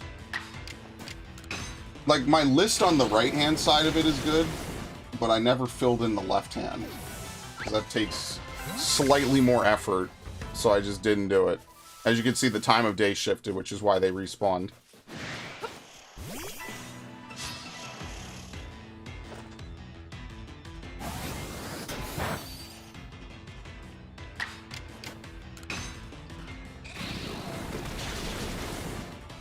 Very nice. I kind of want to play more 14 tonight. I don't know. I don't really want to do any fucking Barbaricha, though. Kind of annoyed at people. Not really anyone in particular. I just don't want to do it. Like, I kind of want to raid more, but the raid tier isn't uncapped, so, like, I can't do that. That's really what I want to do, is I want to do the raid. I want to farm Themis. Because I want to be done with that shit. Not that I hate the fight. It's arguably the easiest fight this tier, I would say. Especially when you have gear and you're not in danger of dying from, like... what is his AoE called again? Eunomia? You're not in danger of dying from Eunomia. Suddenly the fun factor goes up way more. And when I say you dying from Eunomia, I don't mean myself, because I'm a tank. I will not die from Eunomia. For me to die from Eunomia, I basically will not have been healed for like 30 seconds or more. And I did not mitigate or do anything myself to potentially save my life. Play FF14, I went, no, it's a no Barbaricha. I mean, yeah, do you want to play Barbaricha now? I don't know, like... Do I really want to deal with, like, I don't know, the 14 community just kind of sucks dick. And I've said this for many, many years, so this is not like a new thing for me.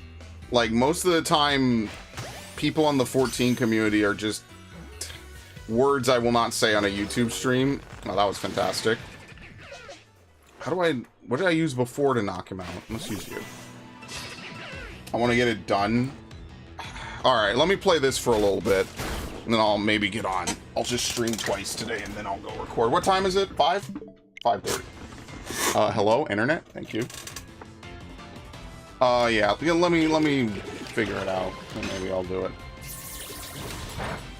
I want to make progress today in this game, so that's why I'm specifically, like, trying to knuckle down and, you know, master a couple Pokemon. And we haven't got our shiny either, which is part of it as well. Ow. Ooh, shit. I resisted that, by the way.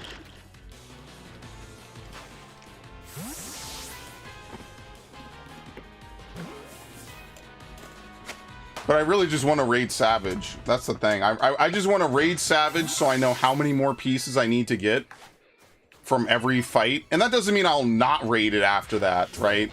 This tier, especially since there's going to be more time between now and Dawn Trail, I do think I want to take more time to, like, practice other classes, right? So, for example, I want to practice Paladin more. I want to practice, even though Paladin has a bunch of shitty fucking buttons that you'll never push in actual raid content, I kind of want to practice it more anyway. Dude, what the fuck? Hello? Am I playing the buggy build of this game? Well, that's caught. I'm like, holy shit, dude.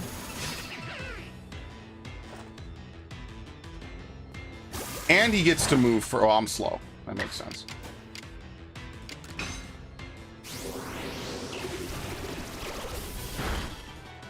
Okay, do not KO me, please! Thank you.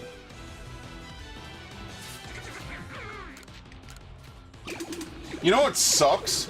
The Switch version of Resident Evil 4, the classic one, does not have motion control.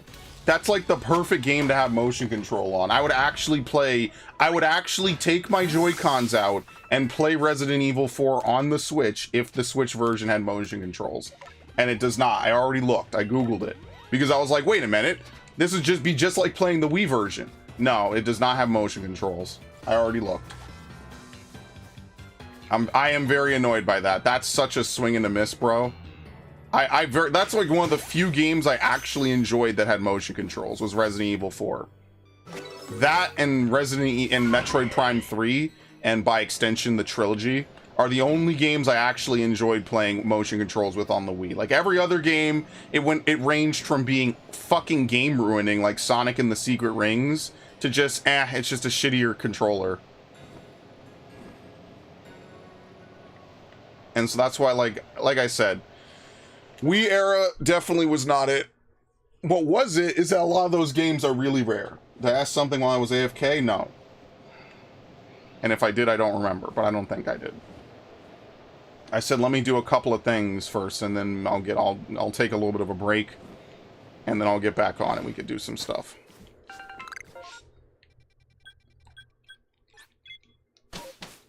I have to release all these Pokemon as well. I'm trying to get a bunch of Pokemon done today. Namely, there's 5 Pokemon I want to get done today. Maybe 4, depending how I feel in like an hour or 2. There's... we already did 2 of them, right? And we're working on technically 2 other ones. I want to try to do Bibarel and Staraptor technically, but I also am totally fine with doing Wormadam if I can as well. But like, look what we have to do for this. It's not happening today. Hold on 2 seconds. Okay.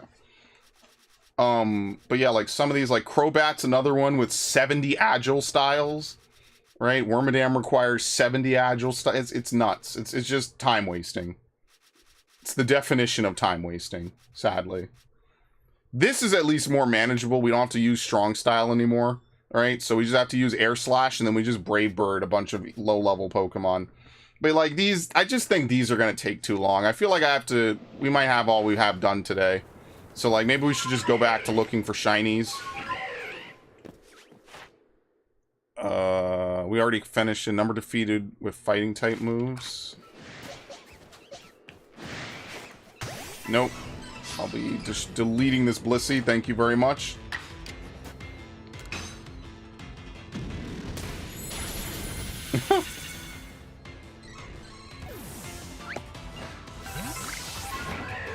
That's a freebie basically every time, and that's actually probably the fastest way to level up, is to find Blisseys and Chanseys. Because they give a lot of experience. It's very easy. It's very easy to startle it, make it run, and then just chase it.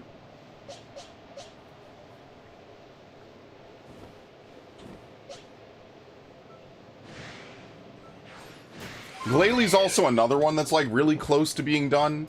I'd like to finish at least 1 Pokemon that I have today, right? So like, where's Sliggoo? Like, Sliggoo is another one. Like, technically we could just go fight some rock Pokemon and just use Iron Head and Water Pulse, right? I mean, technically we could just do it right now, because we're surrounded by ice types. Do you do anything? Pretty much not. Sliggoo should be easy, and Sliggoo also has an alpha that's readily obtainable.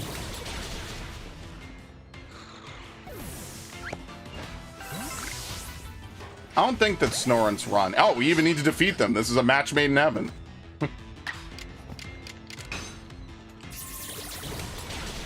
Probably need to defeat like 25 of them or something.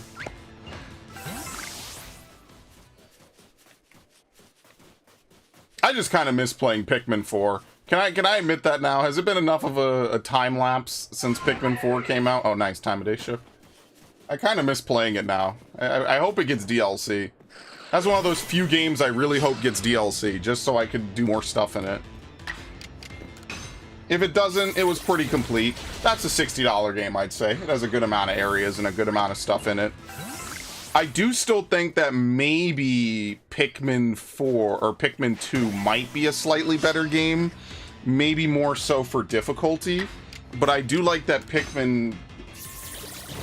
see, the thing that gets me is the 3 Pikmin limit. I think it needed to be 4 Pikmin. 4 Pikmin types. I would have really liked that instead, personally. Ugh.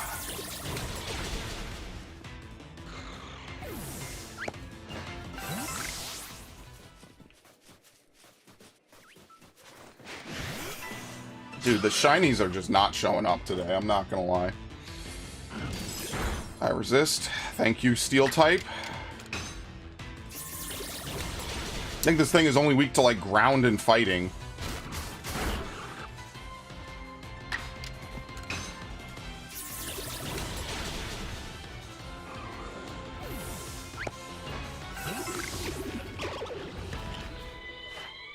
That's terrifying, but at least we know where that cry comes from now. I remember for the longest we couldn't figure that out, or I couldn't, I don't know. Maybe someone's holding off on me. Alright. Now, technically, we could use... I don't know. Is this even worth digging through?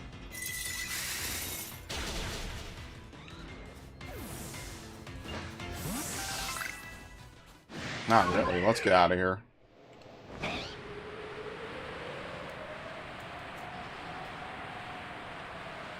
And by get out of here, I mean let's round this corner and look for the usual shinies.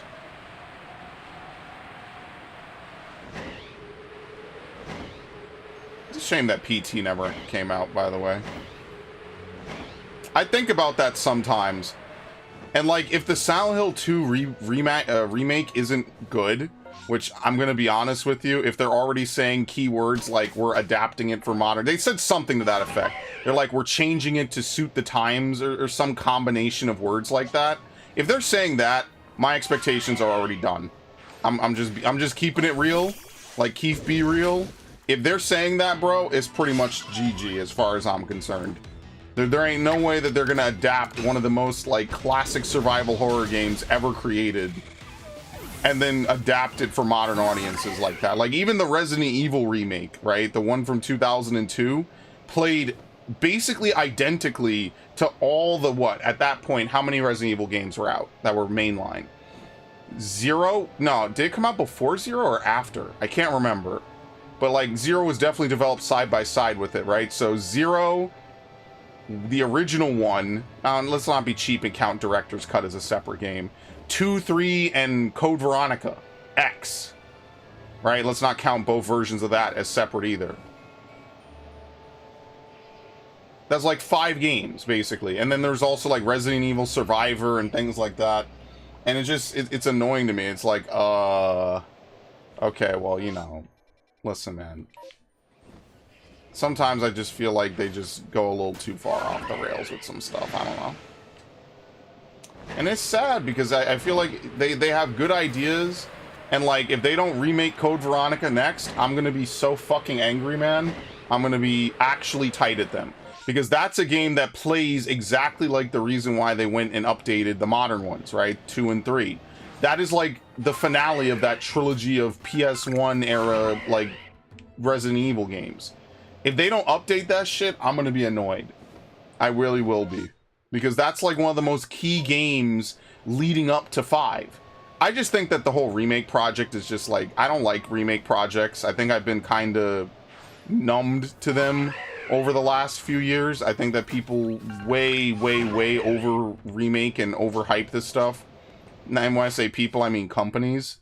I just kind of think that they should make new stuff, personally. Like, sometimes it's cool, right? So, like, Resident Evil 2 and 3, I would have been maybe fine with if they didn't change the story for whatever reason. But, like, why are we remaking 4? You know, that doesn't make any sense to me. Why would you remake 5? All these games have gotten re-releases on current consoles.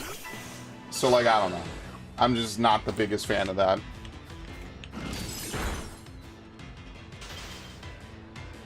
Unless they make a remake of 5 that's more true to what it originally would have been like, then maybe I'd be like, alright, well, you see now they didn't cave into a bunch of weird pressure about people saying they're racist because the enemies are black in the game or whatever, which is insane, and it was insane to me a decade ago, and it's even more insane to me now that basically they had like a 2023 reaction to a game in 2009, but whatever, I don't know. And I think that that would just be like that would be really interesting, because they were gonna have like zombie lions and stuff. They were gonna have like heat strokes that were gonna make you hallucinate attacks and stuff. And I remember thinking to myself, like, bro, this is gonna be the most lit Resident Evil ever. And it ends up being a co-op shooter where you basically run around. You know what I mean? Like, just not a fan of it, man. There was definitely a lot more potential for cool shit in Resident Evil. In Resident Evil 4. Or, I'm sorry, in a Code Veronica remake. Oh, you fled? Hilarious.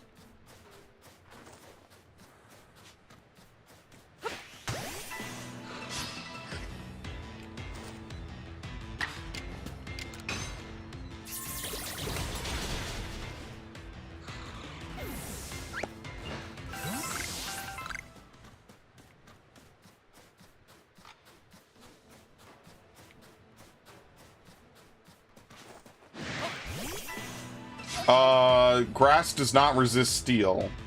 No, it does not. I'm surprised it's not weak to steel. As always.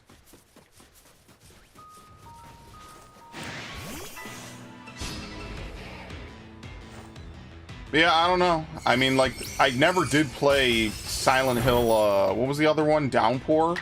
That's like the only main Silent Hill I didn't play. I played The Room, I didn't play it for YouTube. And I played 2 and 3 for YouTube. I actually put thumbnails on them. I played Homecoming, and then that became a YouTube play. That was like one of my earliest YouTube playthroughs. So like, I'll probably go back. I have to put thumbnails on Homecoming. I'll do that maybe today or tomorrow. Because like I said, I'm trying to make thumbnails for all these different like playthroughs I've done across all these years. Hello? It's fearless.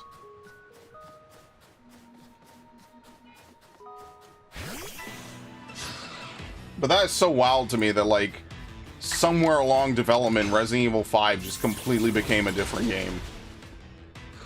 Damn shame. Damn missed. There's so many missed opportunities in the survival horror genre. It's actually kind of staggering some days. Either niche games that just never caught on, or like just good ideas in big series that just never went anywhere.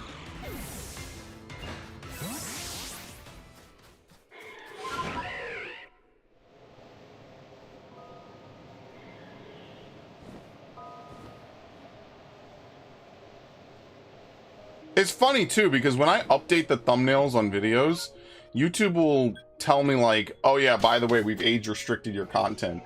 It's like updating a video like kind of puts it through the ringer again in a way. There's a very weird way of saying it. And that makes YouTube check it again. But it's like nothing about the video was changed. You know what I mean? Like it's still the same video from 2000 and whenever I fucking recorded it, right? Like nothing has changed about the video. It's still the same thing that's been there forever. And they're like, ah, yeah, we're gonna age restrict it or something. And I'm like, all right, sure, whatever. It's very interesting how that works out. Oh, what do we have to do for Golem?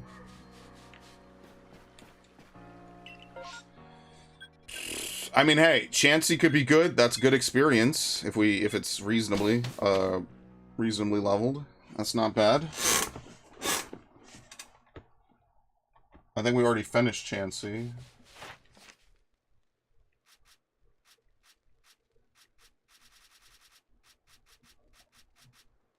Yes, okay. What do we have to do for Blissey? Just attack it? We have to use it. Yeah, we just have to use it. We have to defeat 4 more. Okay. What else do we... Roserade, we have to catch it, which is not hard. I just never go there. We have to catch and defeat it. Lilligant, we just have to use it. I think most of these, like, new Pokemon are just use them, and that's it. Pachirisu, we have to use Spark. We have to see another 12 jump out of trees, and then we have to do that side quest I never did. Let's see. Ursaluna, we have to... Okay, we have to get one more Ursaluna. So no matter what, I have to find one more Peat Block and evolve an Ursaluna. That won't be the worst thing in the world. That will be time-consuming, but it will not be the worst thing I do. Lucky for me, I guess.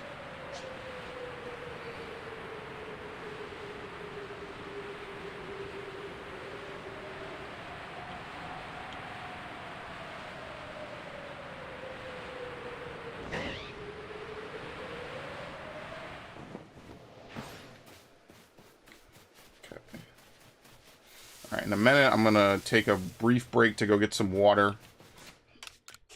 In fact, maybe I should do that right now, just while I'm not in the middle of this. So give me just a minute. I'm gonna go get some water. I'm gonna use the bathroom. Do I have the, here we go, I have the BRB thing. Alright, so just give me a few minutes. I'll be right back.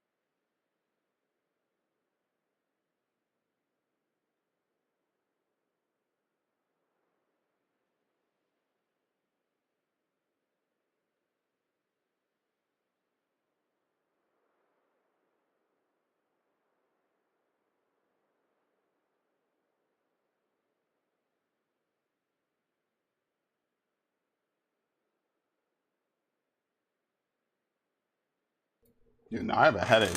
It's not that bad. Anyway, let's continue. There it is. And take away the BRB. Okay. I think I wanted to Brave Bird them, right? Or we could just make them run. I mean, that's faster too. Yeah, they get startled. It's like I won't have to fight them.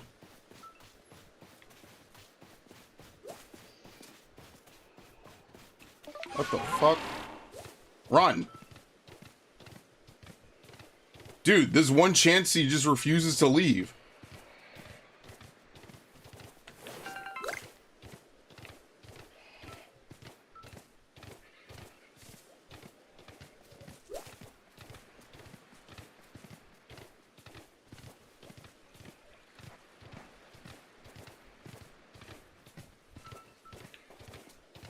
You gonna leave? Oh, these... Sometimes they have no fear. That's really what it is. Thank you. Alright, there's no way there's really any left. Yeah, okay. Alright, let's get out of here. That was simple. That was straightforward.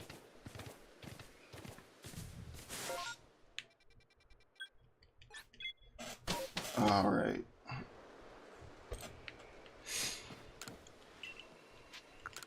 See if we get a good one. Or just a shiny in general. It's crazy. My luck for this has been bad these last two streams.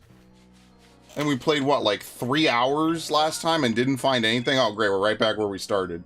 Where's the Gibble event here? I don't know. Oh, it's over by the ledge. I mean, to be fair, it is better to just fly because I don't want to have to, like, actually climb stuff in this game. So I actually prefer doing this, even if it takes longer. Plus, you get to see more Pokemon by doing this. And that's literally never a bad thing.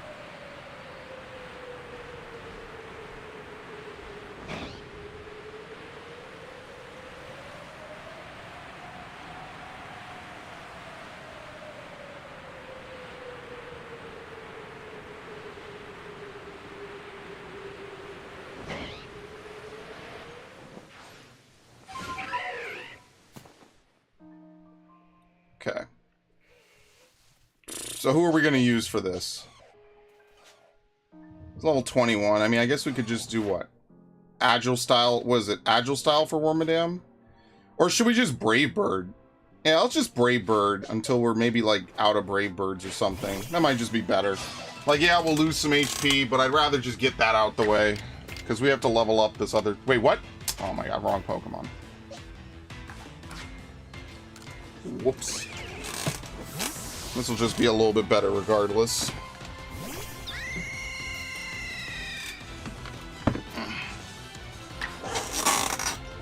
Okay.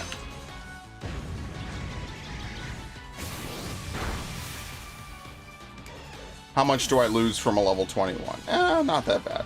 Okay. I think it's just over like 30 points. So that's not terrible. I could live with that. But yeah, no, like, remember when we used to have, like, multiple shinies a day? I really, dude, did they, like, cook the numbers? That's crazy. We used to have multiple in an outbreak. What happened to the lottery, dude? The casino is closed. And the house absolutely always wins.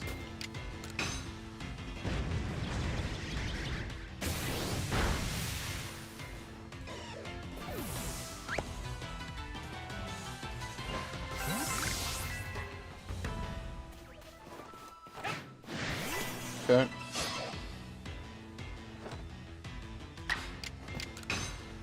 So basically, if you don't get hit, you could use all 5 and you're left with critical health. Is what it seems like to me.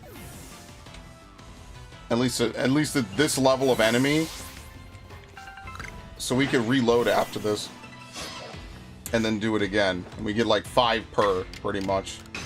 It's not unbearable, but it's still annoying. It should really only be 20. I just think they put a bunch of arbitrary numbers. Okay, take a drink. I just went and got it.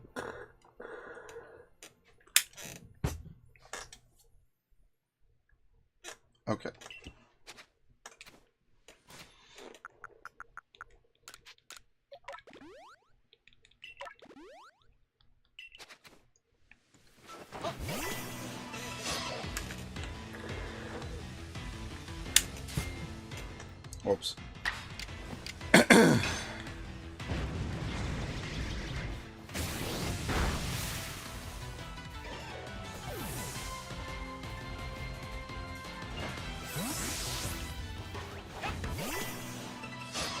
And then after this, I think after Star Raptor, maybe what we do is we try to run over and grab Bibarel. Because that's just what? Bite, Aqua Tail, and Strong Style.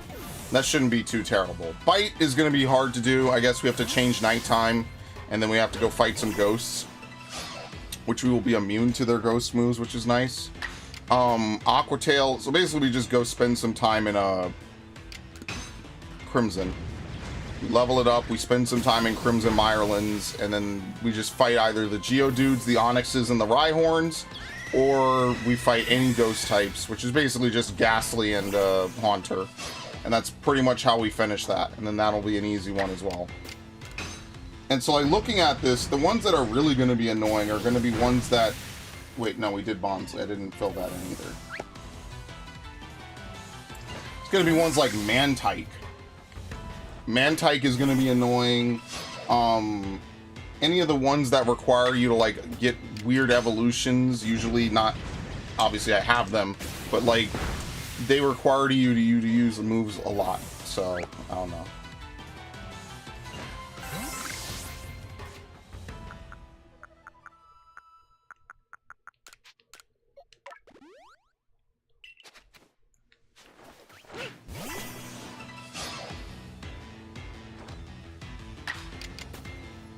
Oh no!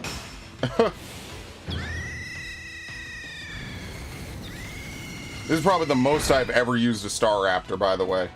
Generally speaking, I don't really use one. Okay.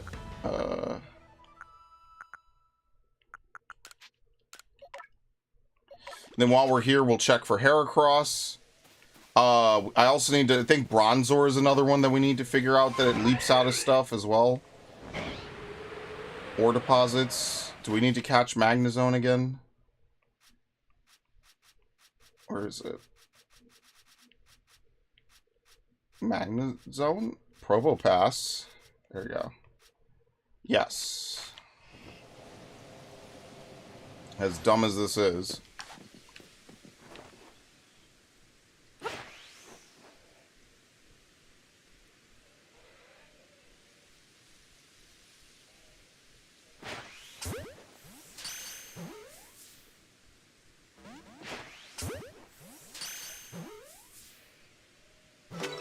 There you go.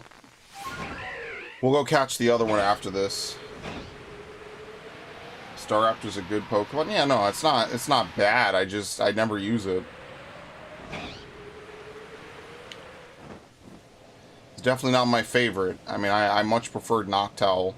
Noctowl is a good move pool, but just not great stats. Like, there's not really much to make up for it.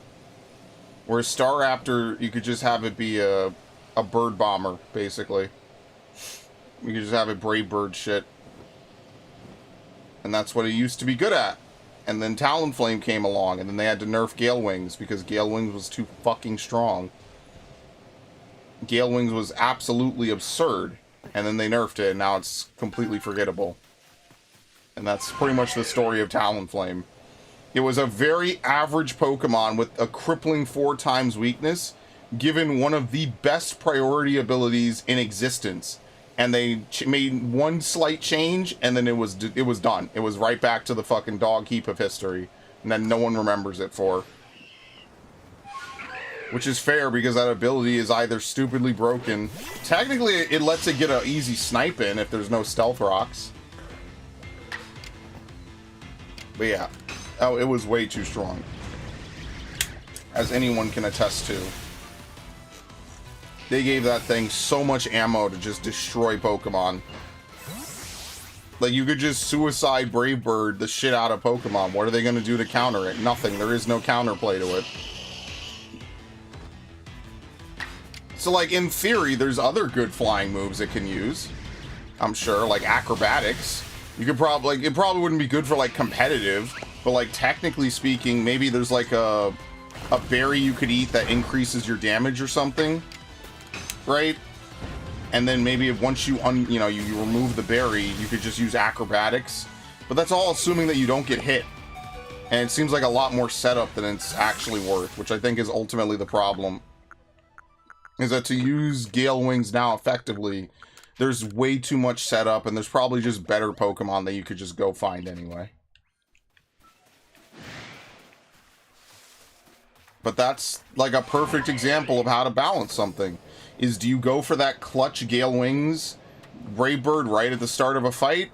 Or do you try to adopt a more sustainable Brave Bird? I mean, ultimately, Pokemon is just not really going to be a very balanced franchise. You know, by virtue of it being turn-based, by virtue of certain Pokemon just having ridiculous stats, by virtue of them always needing to one-up the previous generation, certain Pokemon that, like, are bad now might not have been bad 20 years ago when they were first conceived. And I think that's the important thing to remember, is, like, a lot of these Pokemon, or 20, almost 30 years ago now, a lot of these Pokemon were good when they came out. Some of them were always bad, but some of them were good. It's just they're not good anymore. And that's all that matters.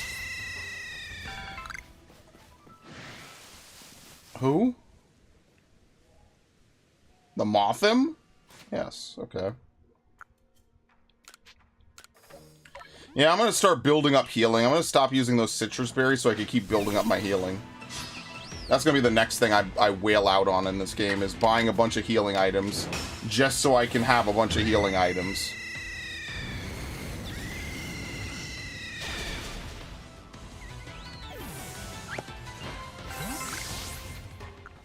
Okay, where is the ether, or the berries? Here we go.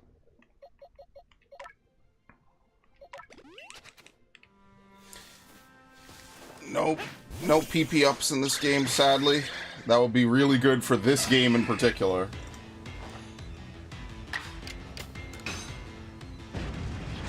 But yeah, I don't mind that the day and night cycle in this game is kind of fucked up.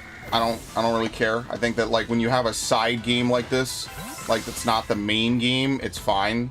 But the fact that, like, the day and night cycle is so weirdly uncontrollable in Scarvio is just another thing I'm not, like, a huge fan of. Because in Sun and Moon, right, you could control the day-night cycle just by going to the, what was it, the Lake of the Sun or the Lake of the Moon, and then it would just flip you to the other time of day. It was actually a very ingenious method to allow people who might only be able to play during a certain time of the day, play during pretty much any time of the day. It didn't matter, right? Now, it doesn't swap you to the other version or give you alternate version exclusives or whatever. Oh, fuck. Alright, never mind. What else can we use to fight this thing? Is it even worth it? Probably not. It's a lot of work.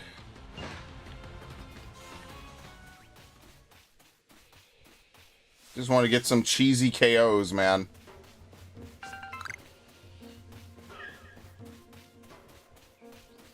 I don't think you could see me. Yeah, okay, we're good. But yeah, I thought that was an ingenious way to keep that alive. Especially, you know, in Gen 4 when they had the whole, like, day-night thing. It was really good because Gen 3 didn't have it. The Fire Red Leaf Green games flat out didn't have an internal clock, which is actually to their benefit in today's world because now they're still playable on their original hardware without opening them up. Whereas the Ruby and Sapphire games were very dependent on it. They just didn't show time of day. Well, they weren't very. It was a couple of things here and there. It was in Gen 4 when, like, the day-night cycle was triumphantly brought back. You could walk through towns at different times of day and it looks completely different. You know, stuff like that was, like, really cool. That was, like, a really interesting, like, way to branch it off. And now it's like, well, whatever. I mean, like, we're... Yeah, I'm done. I'm gonna tap out there.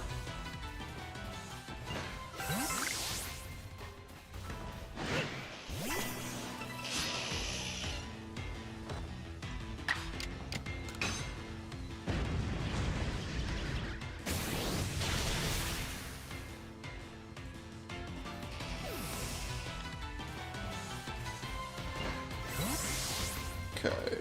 I think I have to reload, right? Yes, okay. And then heal. We only have 209 of them. I know I'm a hoarder, but like we only have 209 of them. Fuck it, why not? Let's be really conservative about how much healing we use in this game of all games.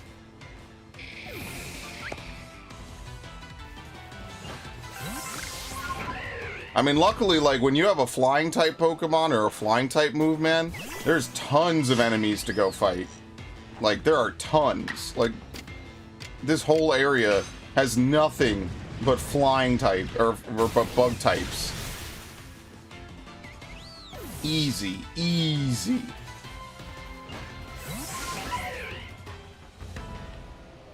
Isn't there another alpha? No, they just spawned over here.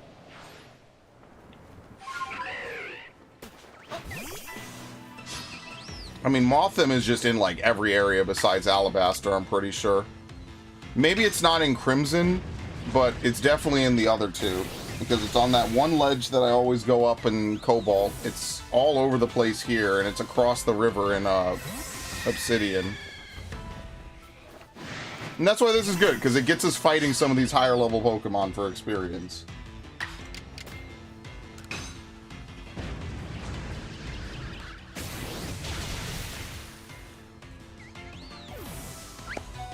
Very nice. Alright, we just have to use it one more time. Let's see.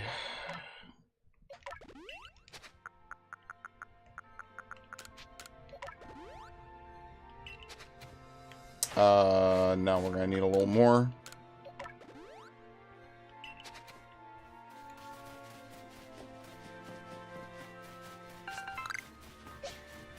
And like here is an example where we could use you. Dude, I'm telling you, Sliggoo, for some reason, is super easy to finish. After this, I gotta do Glalie and Magby. Those have to be, like, the next two that I really try to handle easily. Because, like, I got, like, 4 cooking right now, right? Like, Sliggoo, Wormadam, Bibarel, and Staraptor. But after this is gonna be... It's gotta be those two. Because that's, like, easy right there. That's, like, easy bread. And I just haven't done it yet. For no reason. I also have to see what do I have to do with Golem. Wordier and all those other ones, like the 10 new Pokemon, Wordier, Overquill, Ursaluna, etc., are going to be the ones that are going to require, like, not work to even get, just work to finish. Right? So, like, for example, you're not shiny, okay? You're an alpha, but we don't care about that. Okay.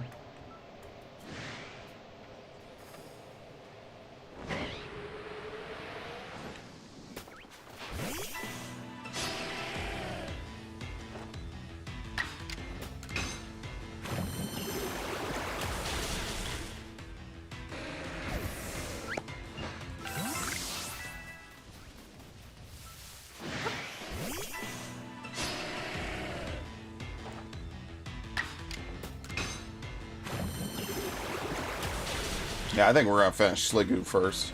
We'll get back to, like, some of the flying types or whatever, right? Like, once the time of day shifts, I mean, this is just easy to begin with. Like, we have 2 very easy ones. Maybe I'll just do these 2, right? And then we could save the other ones for next time, because that's still 4 Pokemon.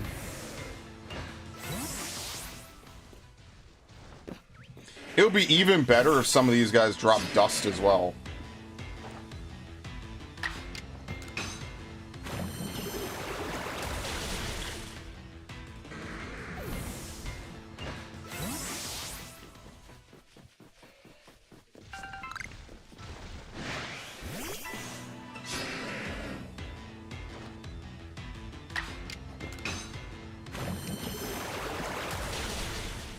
Okay. And eventually one day it's got to be like the Bronzor, like, farming marathon where we just look for shaking rocks to find Bronzor. I think Steelix is another one I have not completed either.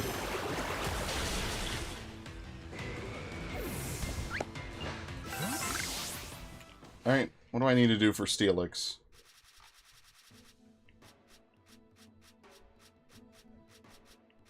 Is Onyx in the first area? It is part of a quest. I don't know if it's like obtainable, though. No, it's not. Okay. No, we just have to use Steelix. Oh, okay. That's easy. I'm not going to fight it, because it probably has high horsepower or bulldoze. But that's pretty easy. That's doable.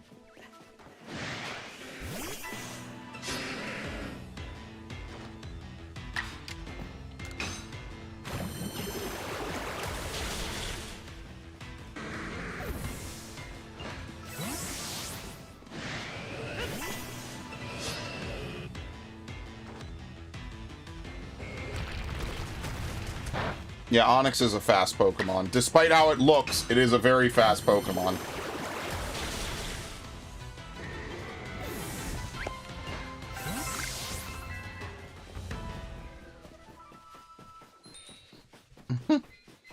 Don't you auto-flee after that? Yes. Hey, I remember that. I've messed around with Chimecho enough. Well, not really, but, you know. Like, I've seen it enough in this game to know how it kind of operates. It's like Basculin. I think that, Basculin, Abra is another one. Well, no, Basculin and Chimecho will growl at you, and then they will leave. Abra will see you and just immediately warp out. That's it. It does not stick around. It does not play. It just literally says, oh, you're here? Well, I'm not. And it leaves.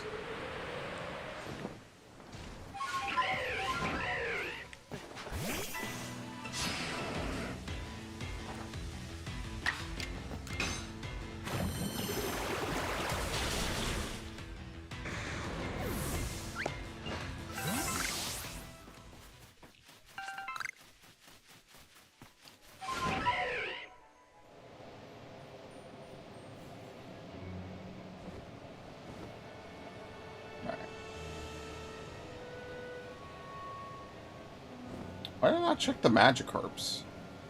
That totally slipped my mind. That's like such an easy one to check, and it's an easy catch if it's Magikarp. That's so easy. Yeah, I just think there's a lot of very easy to level up against types here. I have to look at Golem after this as well. What do we need for Golem? For Kadabra, we need 5 more defeats with bug types, which will be easy. Where's Golem? Here we go. We just have to use it. Strong Style, Stealth Rock, Double Edge. Okay. Which, Double Edge is basically like using this, pretty much. So that'll be fun. Quotations.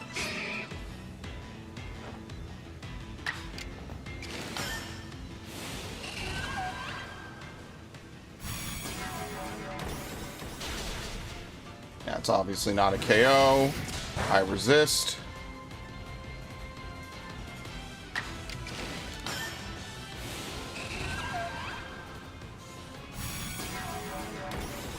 Maybe I'll change its nature to something. Because what does that have? Raise speed? That's not gonna help much. Maybe I'll change the nature of this this Wormadam. It doesn't have to be modest. It doesn't have to be like, you know how it is. I just need to move first, basically. Or I need to hit harder, is what I need to do.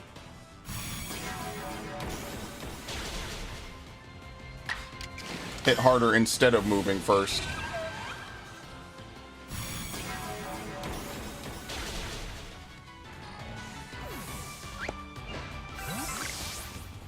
Okay.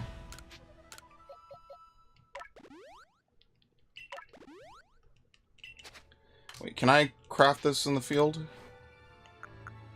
Oh, shit. Well, only 2. It's because you can't access anything else. Oops. Oh, well. Some of these I just don't have a ton of. I don't think I've sold them. I just don't think I have a ton, is really what it comes down to. Like, some items I just have more of, and other items I just don't.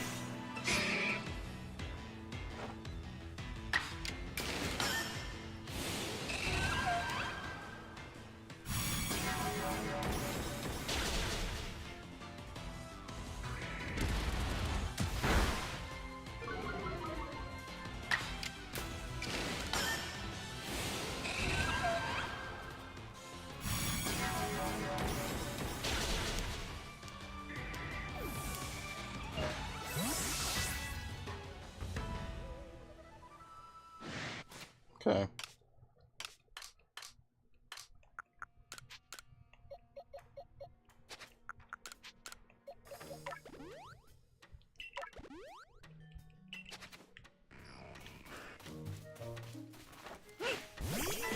So the other thing about agile style leveling is like you're just neutering yourself a bit. That's why I don't really like it that much. Like basically all you're doing is you're just kind of intentionally handicapping yourself. The only way to get around it, is just to be a higher level, because at least if you're a higher level, right, I have to use 70 agile styles. It's insane. But at least if you were a higher level, you would just deal more damage. Like 40 base power at a higher level is just still worth more anyway. That's all. Oh no, we have enough to defeat this thing. Okay. Not that that matters because I bought 999 of it, but you know, we'll just be efficient, I guess. While it wastes turns with Venom Shock.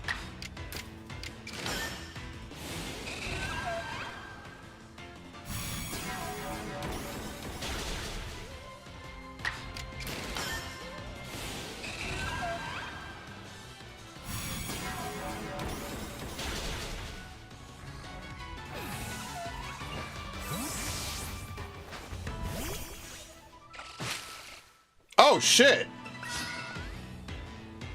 Do I even need to see this? Wait, do I need to defeat this? Oh, shit. What do I need to do? I don't even know.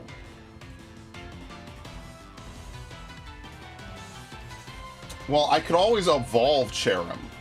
Let me look this up before I fuck this up. Pokemon Legends, Cherim, Pokedex page. I don't know. Fuck it. Let's see. What do we have? What's on the Pokedex page? Pokedex entry? What do they want? I have no idea.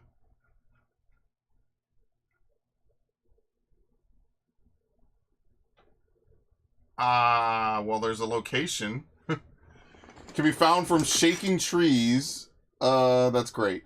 This does not help me. I don't think you could see the Pokedex, but I think I'm just gonna have to mess this up. Because I don't think people took the time to upload the Pokedex page to the internet. So I think I'm just fucked no matter what I do. I mean, I'll just hit it with a fire type move. Maybe I need to catch it. I could very easily breed a dozen of these if I need to and just drop them in. But I have no idea. And without, I wasn't expecting to find this, so I don't know. Oh, maybe we just have to defeat it. What was it? Charm. No, just defeat it. Yeah, number you've seen leap out of trees and defeat. Okay.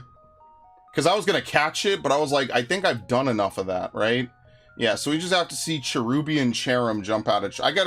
What I have to do is I have to go, like, boot up this game or just take some time and just clip the Pokemon that I need to see jump out of trees based on the areas that they spawned from.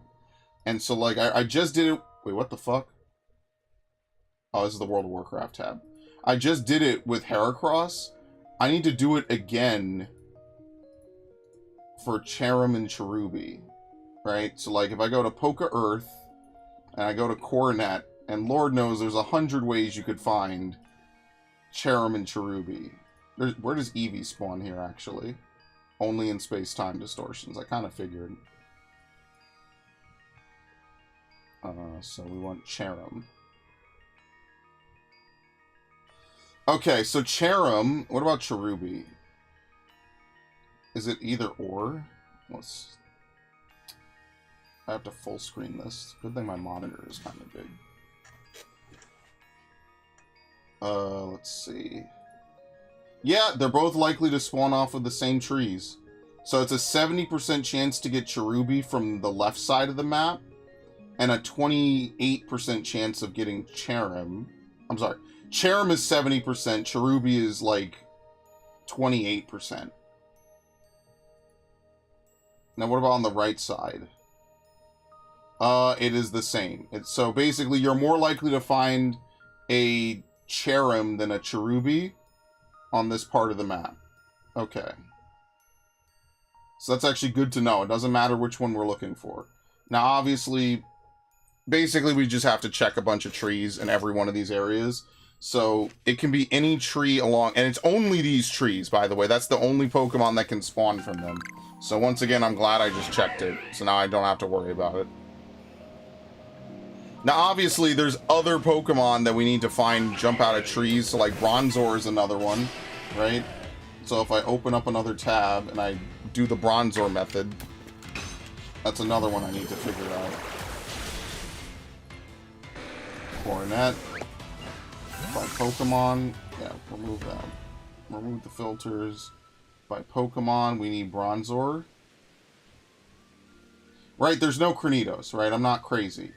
Yeah, no, it's any space-time event. Yeah, there's 3 different spawns in each area. Okay.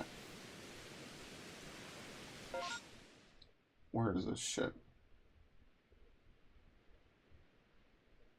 Not Cranidos. What was the Pokemon I just said? Bronzor. Which is a Gen 4 Pokemon, so it should be at the back. Here it is. Okay. So what are the stars again? Outbreaks? Yeah, we don't care about outbreaks. We only care... Can I remove different methods of it? Oh my god, okay. We only care about... Oh. So, okay, see, this is why I'm glad I did this. Bronzor actually jumps out up here on the Celestica Trail and, like, the mountains above it, as well as this area back here. It does not jump out up over here, which is what I was thinking. That's not a place that it jumps out of. So, I need to, like, combine different maps together and just look more. Because, like, see, that's something I did not know that now I know, and I can obviously do stuff about now that I know about it.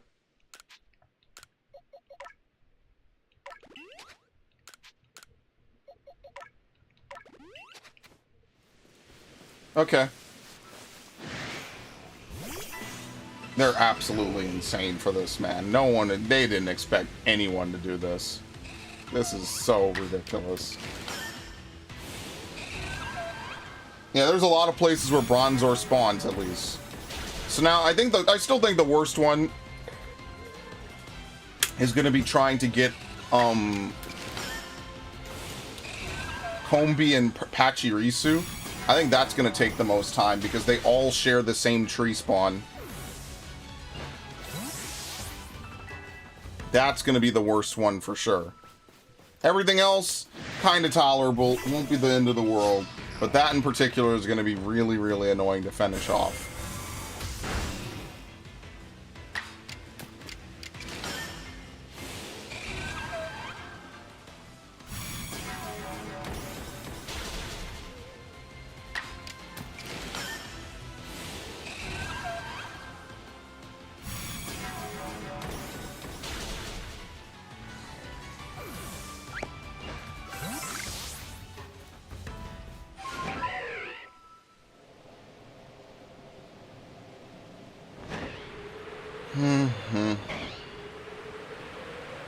Okay. Let's, shit. I mean, I guess I should start checking some of these, right? There's a reason I've never seen one jump out. Because everywhere Bronzor is, that's not where it jumps out of a thing. So this one right here can spawn it. See how this is like the most annoying one for sure? Because you can see trees from a distance. This you kind of have to get up close and look at. Right? So like there's one over here that could spawn it. There's a couple more over here.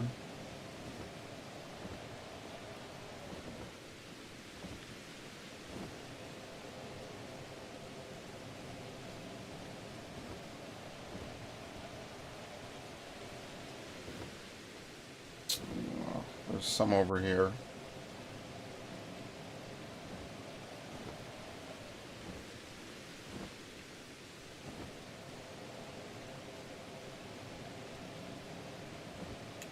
There's actually a pack right here, which I guess I'll grab.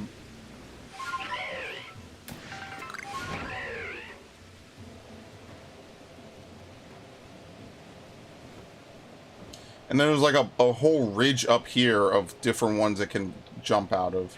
And you see, these are going to be the worst. I could already tell you. Like, I'll figure out like a decent route to look at.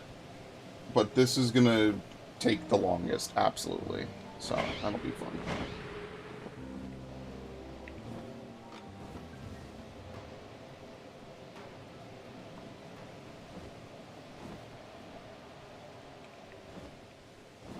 Apparently there's supposed to be one over... Oh no, it's in the valley. It's down here.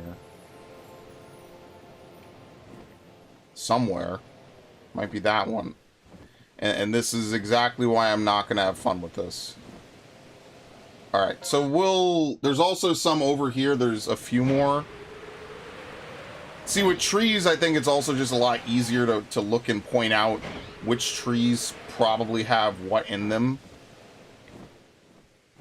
Whereas with this, it's like a lot more of a subtler movement. So you definitely have to know what's spawning what where.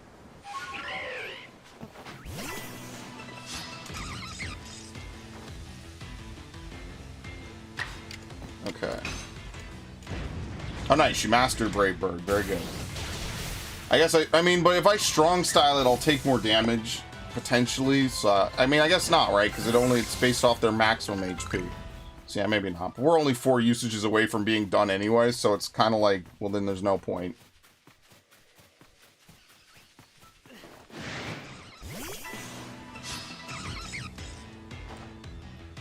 Yeah, I'm trying to think of like a good flight path.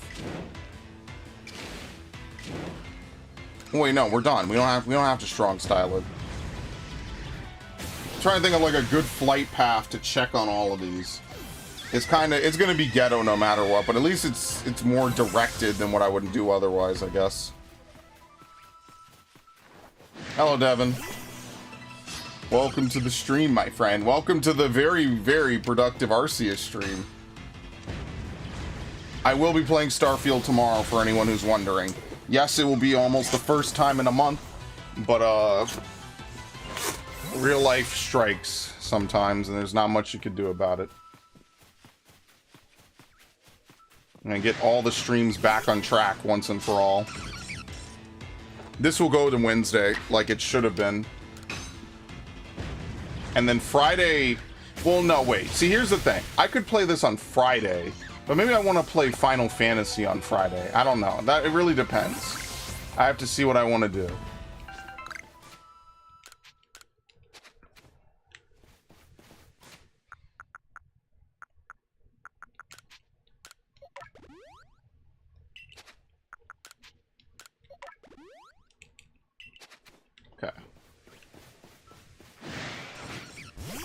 And then, I have to see what I'm going to be recording. Well, I know what I'm going to be recording, but I have to see how I'm going to handle that in the next, like, week or two as well. Alright, this should be the last Brave Bird that we need, which means now we just have to use Air Slash, which is really easy.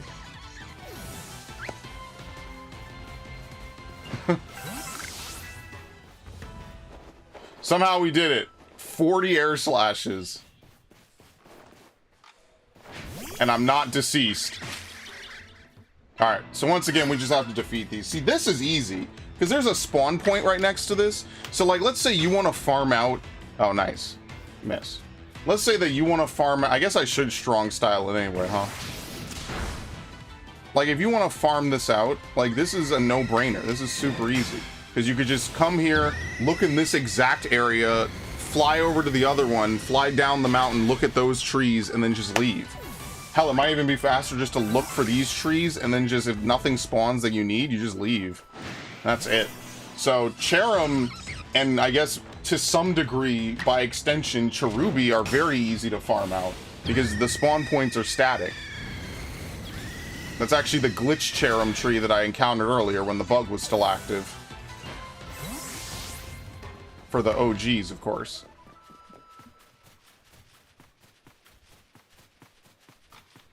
But yeah, basically, if I fly over here, and they spawn a bunch of alpha Pokemon here, pretty much anything over here, yeah, you see that one jumping? That's a Bronzor. I think it's pretty much guaranteed. So this is what you have to do every time. You have to come over here, and just look at the ore, and if any ore is jumping, then that's your thing. See? Luckily, that seems to be the case for most Pokemon that have to spawn out of something for the dex. It's like a guarantee that they will spawn out of something for the dex. That seems to be the case. I don't want to put like a whole bunch of asterisks around it, but that would appear, at least initially, to be how they handle it. Okay? Alright, let's get out of here. Oh, well, I didn't pick up some of these packages, I guess. And then we'll re-roll. We'll see if we could find a shiny, because we have not found any in 2 streams. Somehow, with higher odds on every Pokemon, we are finding fewer and fewer shinies. Which is actually probably statistically very interesting when you take into account how much of this game I played. And how low some of the odds were on some of the other shinies I got.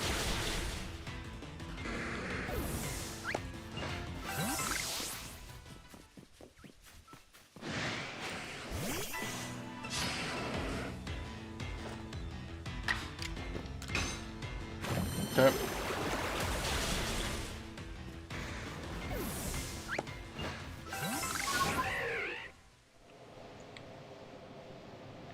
Alright.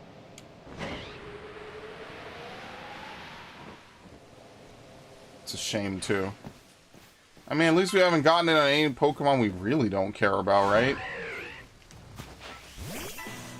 Could you imagine if we got, like, a shiny Pokemon off of something we really don't care about? That would just be sad. So, I don't know. As long as the big reveal is good, I'm cool with it. It's fine.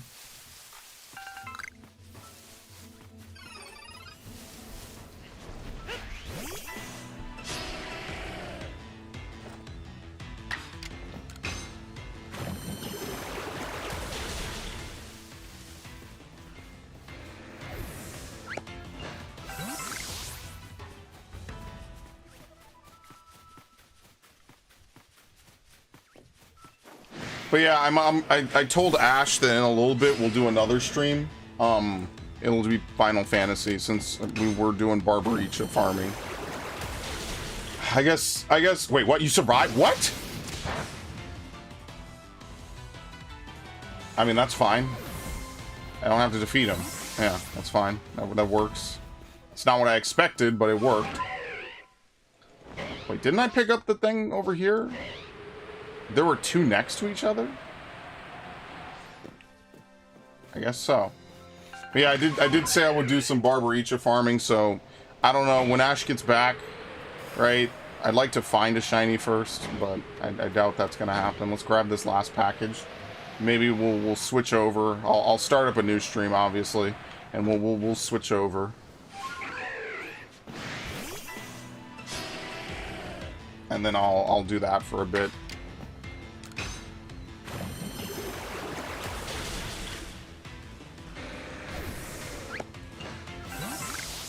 Alright, just one more. Is there one not being guarded by a alpha? Yeah, here we go. Thank you. I mean, after this, we still have to use Sliggoo. We have to use Iron Head, but we'll probably tackle that at another point. At least we don't have to worry about Water Pulse anymore.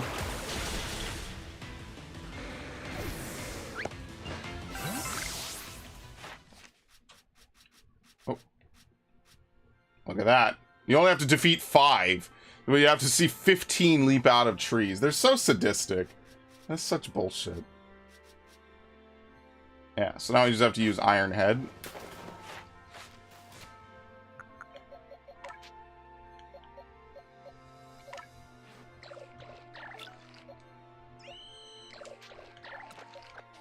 There you go. And then we'll swap that out. And then I think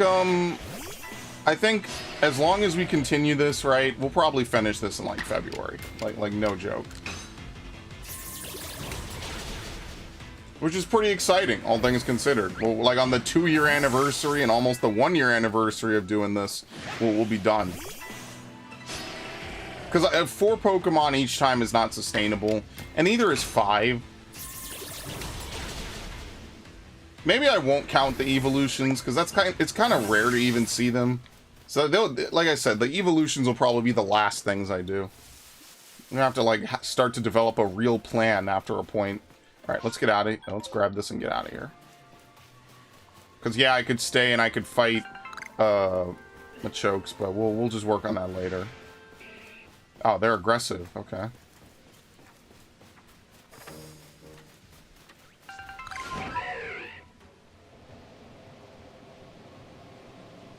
Okay, let's get out of here.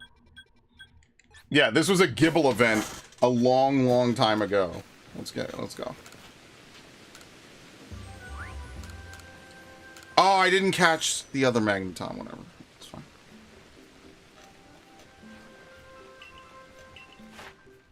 Okay, look at all that. Or specifically, look at all this. This is really nice. We got good progress. Wormadam won't be too terrible, right? It's just going to be bug buzzing, right? And just using some other moves. And also we have to find more to defeat more. Which is funny because we've seen so many and never actually done much with it. And then a lot of these are just, you know, putting the polish on them, right? So like Air Slash. We could do Air Slash and we could do Iron Head. That's really what I should finish off today on. Because some of that's going to be easy.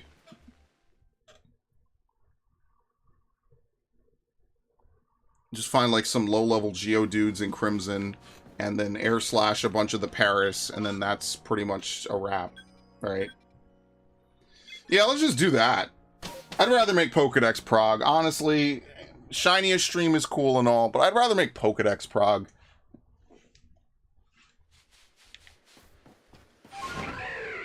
At this point, we have so many Shinies. We have, I think, what was it, 11 boxes or something? I think we'll be fine. And then after that, I can focus purely on using Wormadam, which we have to use Psychic for. Or, I'm sorry, not even Psychic. They're not even that nice. Confusion. And then, yeah.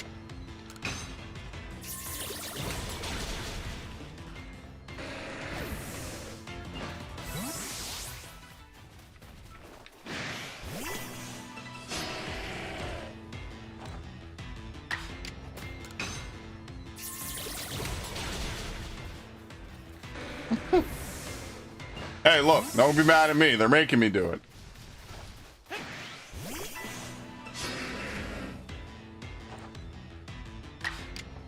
And none of them enter combat together either, which is really nice. Yeah, he just kept rolling. He literally left. And then obviously we'll use this Sliggoo.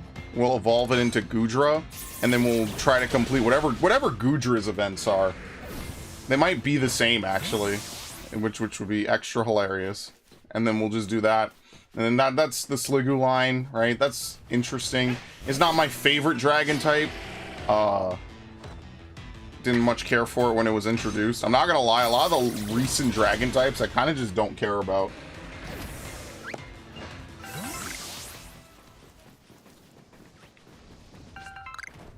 I don't know, I never really liked any of the pseudo-legendaries. I just think Beldum looks really good shiny. I think that's a really good shiny. It's like gold claws with silver body.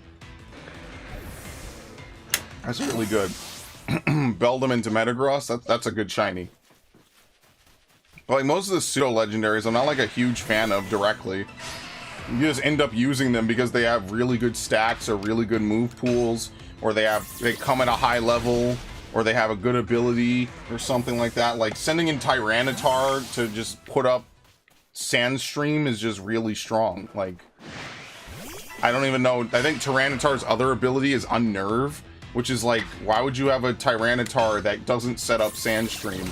I mean, like, it's good, I guess, if you want to run it without potentially ruining your other teammates, but it's like, you know, it's one of those things. Like, you know why we're here, you know why we're using this Pokemon, like, it's because it's got good stuff. Like, what else is there to say about it? Do you like to use Pokemon that have really inferior stats and can't really do much and have low priority on everything they do? Like, probably not. I'm not even trying to look at this from a meta-based perspective. which is really interesting because so many games are about what is the meta, what is the most efficient thing that I could do with my time in this game. And then the one game I know where people are not like that is Final Fantasy. It's the fucking weirdest shit ever. People will literally look up entire Smogon builds for Pokemon, never experiment, never do this, never do a whole host of things in the game. They will just look up whatever it is they're supposed to do, and then they will just do it without question, and they will never ever put any higher thought into it. And then there's a whole host of people that are just like, well, I just refuse to adapt and get better, and I will just do what I want, when I want to, why I want to. And I'm just like, that is the fucking weirdest, man. Even when it's suboptimal to do what they're doing, they will just do it out of habit because it's instinct. And even when presented with evidence that that's not the case, they won't change. It really is like the weirdest fucking thought group ever. Because there's a group of people that will only look at meta and will only run meta strats.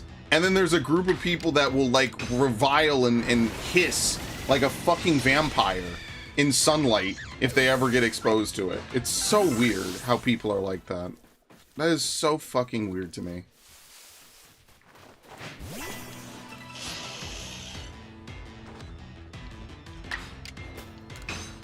I'm sure it's like that in other games. But like when I played Siege and stuff like that, it wasn't the same. I don't know. I feel like, well, okay, but to be fair, when I played Modern Warfare, it was definitely like that. People were absolutely running the best guns in the game 24/7. Which is why when you run around and you use guns like in Modern Warfare 3, like the CM901 or something. I got Moabs with some guns that weren't meta. And what do you think motherfuckers are sending me after the match? They're like, dude, you're hacking. I'm like, what the fuck are you talking about? It's crazy. And really, like, 90% of my Moabs and nukes were just positioning. Just like predicting where people are going to be and just not being in a position where they're going to shoot me and probably win the gunfight. That's how I got all of them. That's how I got pretty much every nuke and every Moab I ever got in those games. Was just out positioning and playing very, very carefully. And maybe asking my friends for some help, right? There's no rule against asking your friend to hug a grenade so he could drop his gun and you could pick it up. There ain't nothing wrong with that. Because I did it for some of my friends too. I was like, I remember one time I was on like a 10 or something kill streak. This must have been Ground War because they would have left otherwise. And I remember it was either Sean or someone was like, yo, I'm on like a 20 kill streak. Can you just kill yourself and I'll pick up your gun? And I was like, dude, I'm on a good kill streak. But you know what I said? I said, look, you know what? For you, I'll do it. It's not a big deal. I don't care that much about my Pablo or whatever it was, my chopper gunner. And I think he got it. And he, you know, I remember him being grateful. I was like, you know what? Yeah, man, it's all good. But that's the thing. You just did stupid shit. But yeah, people always absolutely ran fucking ACRs all day. Are you kidding me? You go, see, you can't do this anymore. But you go back to Modern Warfare 2, and people are just running ACR. Like, if we had a time machine, right? And we went back, it would just be people running UMP with Marathon, Stopping Power, Ninja Pro. It doesn't matter if Sitrep Pro is better, it's just way, way more annoying to get. But yeah, that's what people used to do all day. It's to the point you get tired of it. Like, I got tired of facing people with the same 5 guns. I was like, bro, this is why it's way more fun to use, like, the Vector. I didn't like the MP5K, too much recoil. And you couldn't really dampen recoil on guns back then, admittedly. But, you know, it was just more fun when you had, like, more guns to just play around with and stuff. You know, like, how people just use the intervention, and that's it. That was like, there were 3 other snipers in that game, and no one ever used any of them. And I remember picking up the WA-2000, and I was like, all right, you know, sure, why not? And it's not special. It's just a gun that, like, Agent 47 uses. And I was like, oh, it's cool. It's the Hitman gun. And I would just use it. I would use the F-2000, which is also another gun that's fucking horrible in that game. Just for shits and giggles. The only way you could dampen recoil was to put a suppressor on it, if I remember correctly. Shit like that. So I don't know. I guess Siege might be a bad example, because to be fair, they're constantly banning people. Every match of Siege you play will probably have a character banned. Well, I think it's 2 characters now, right? They might be 3 soon. But yeah, it's like, you know, do you... I don't know. I feel like it's different when it's like, hey, I want to push buttons suboptimally versus, hey, I'm going to use this gun and try to win a non-competitive mode. And like, technically, you could take any gun and just use it at a high level. All right, we're done, by the way. Technically, you could take any gun and just use it at a high level. You just have to kill people with it. You just have to pretty much only ever headshot them with shitty recoil. And I mean, like, it's doable. It's not like it's impossible to do. It's just most people, you know, when you play a shooter, they don't want to use anything that's not the best.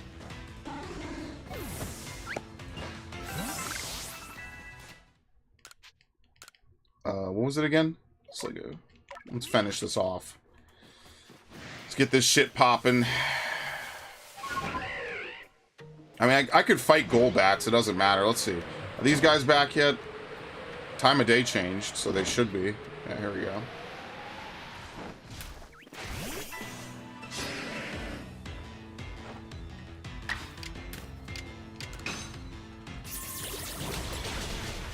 It's very interesting how people think about stuff. And then we'll literally not even read evidence to the contrary. Or not even evidence. Not even just take people's opinions to the contrary. That's nuts, man.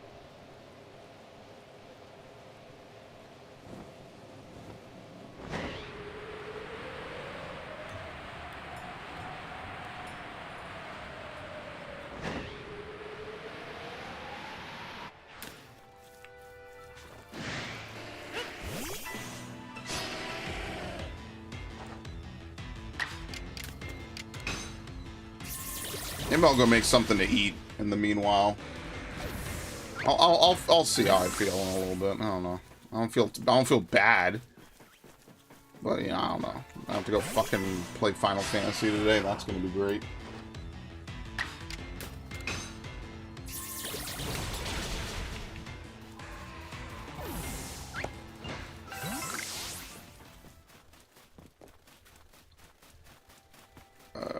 Okay. Yeah, see, when it's nighttime, there's a bunch of Golbats. It's, like, not ideal, but it's not, like, unmanageable either. I'm an idiot. I didn't mean to do that. Alright, I guess let's just fight Golbats. It's not a big deal. I didn't mean to do that.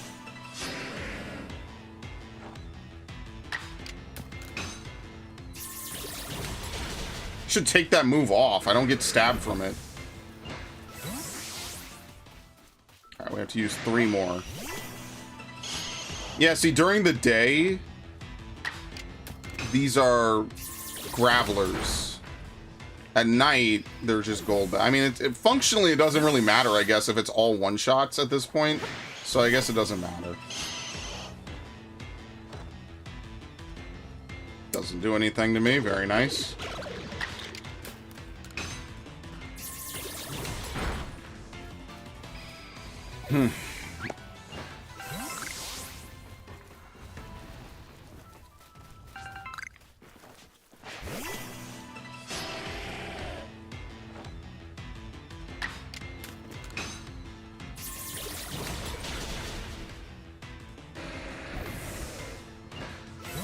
Okay. Oh, I never picked up the things here? I guess... Oh, you know why? Because I haven't been back here since I opened all of them. Alright. Well, let's look real quick. We're done with both of those Pokemon, which is nice. That's probably all the grinding I'll do for the decks today. Unless we come across... What do I have? What do we need from a champ? Oh, yeah, I need to do Torterra. That shouldn't be awful, because we already have a high-level one. What else? What is it again? Machamp, I said? Well, we have to catch more, which is going to be fun. Which is really just catch Machokes and then just evolve them. We need to defeat one with fairy types. Bulk up, we could spam. Close combat. I don't know if I want to work on Machamp now. I already have to do Crobat. I should get Crobat back and just use that over and over again, routinely.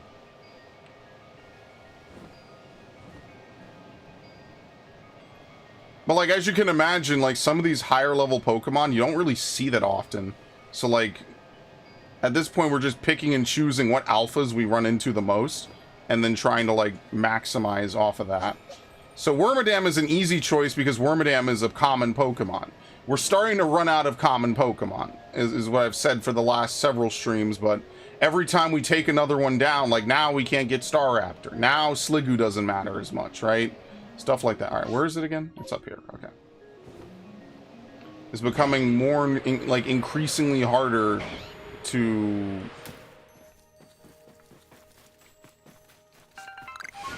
find new, or, you know, find consistent Pokemon that we haven't already Dex perfected.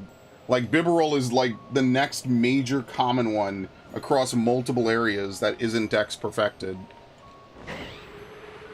So that's what we'll probably do. We'll swap... Oh! Well, wait, no, that doesn't matter. We'll swap in Bibarel. And what did I say was the other one? Glalie?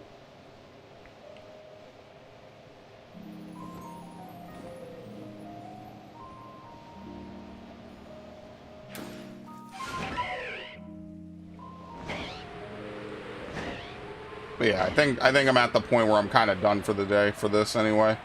No shinies, man. Like, that's what I'm talking about, though. Like, no randoms. We've seen hundreds of Pokemon today. It is low.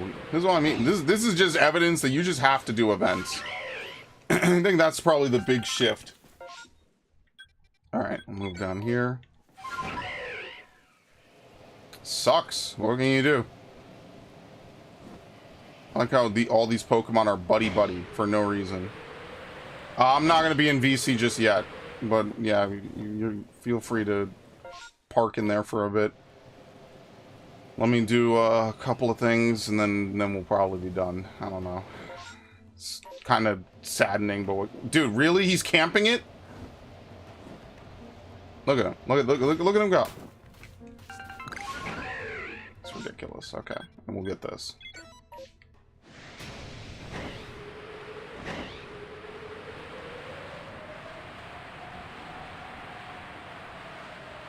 Like, all the Yanma we've passed, like, that's kind of crazy.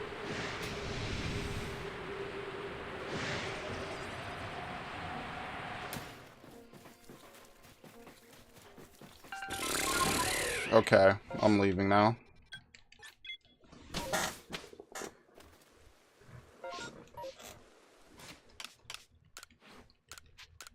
Let me do this today. Oh, yo, can I get the peat block out of this? I forget what lets you get the items out of it. I think it's random. Yo, could I get a free peat block, please? That would be so good. No, of course not. That would save so much time, because I do have to find one. No, let's give the medicinal leak instead. Yeah. Oh, thanks. Well, whatever will I have done without that? I don't know. I might be screwed.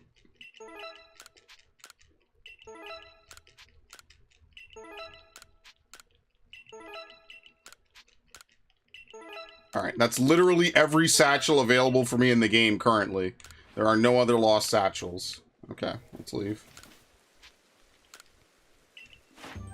Alright, Sliggoo and Staraptor. Whew! Put that on the thing. Sliggoo. Star... Is it 2 R's or 1? It's 1 R. So tomorrow, not tomorrow, next time, I'm doing Glalie, Bibarel. I have Magby on here, and I also have Cleffa. I'm not sure what I'll do with those two. But that means that today we have done 4 Pokemon, which brings us to 54.13%, which is pretty damn good. In another 2 or so streams, we won't even be in the 50s anymore. Now that's something to be exciting. Or to be excited for. We'll just be flat out of it. Here we go, let me fill this in. Also, we're working on Wormadam. We have to start working on those, like, 70, Agile style shit. Okay. Let's look this. Oh, I need to change. I need to change Bibarel for one of them. I guess I could look at Goodra. Maybe I could take a break and just work on, like, Glalie and other stuff. If we want to just get raw numbers done, that might be a little bit faster. Where is it? Dragon Pulse and Shelter. And then strong style. Alright. It's only been there forever. We'll finally evolve them.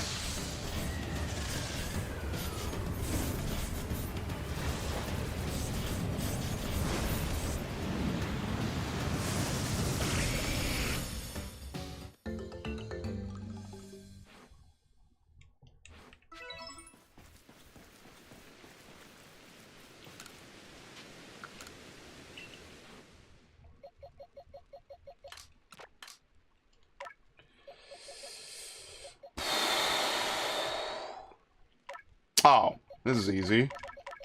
Wait, which one's the... Dude, this is what I'm talking. I'll just take the highest level one from the ones I caught, and then I'm tossing the rest. Even the alpha is too low of a level. All right, goodbye. Why do I have a bunch of wormadams here? I have no idea. I guess I could have started with this. Oh, whatever. You can't play this perfectly. I would need to... Oh, here we go. But I will need you. So actually, that's a good swap out right there. We'll swap out Staraptor for that. And we'll move Staraptor down here somewhere. Not that there's any room, but we will. There you go. Alright. So Magby, I think all we have to use is Fire Spin. Alright. Let's take one flyby. Let's see what we see. If we don't get anything, then I'm done. Take a break. Take a break, because 4 Pokemon in one day is already higher than the average I used to uphold, which was... I'm sorry, Quilava? Oh, fuck me. I don't have Aqua Jet with me, either.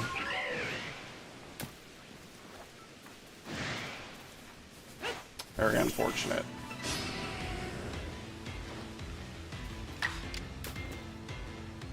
Wow, I have nothing good against him. Let's see if I can catch it. This is good against me. Yeah, whatever.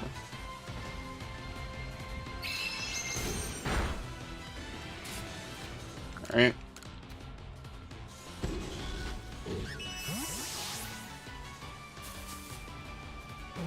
Just something to dump in Scarlet, I guess. Why not?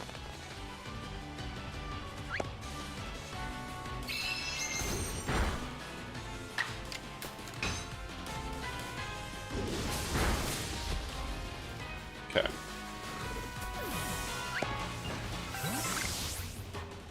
Bro, is that... No, it's just big. That's all. Wow.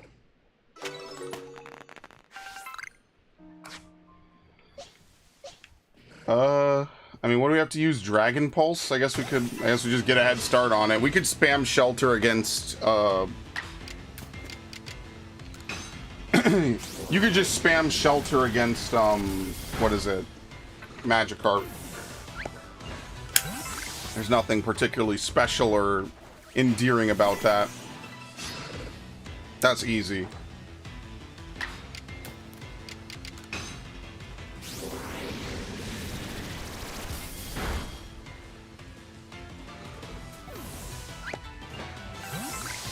It's kind of weird though, because I never really saw Sliggoo and Goodra as slugs. That's interesting.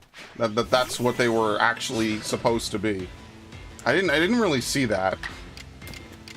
I'm not really sure what I even saw them as. They're very weird.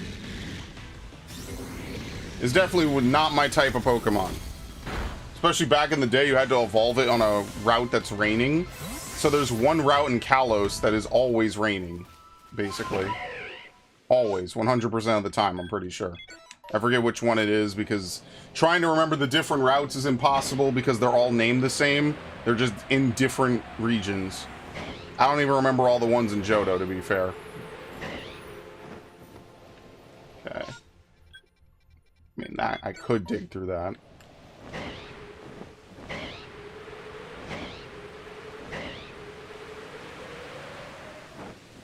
Dude, what is with the Quilava events today? What? What is going on?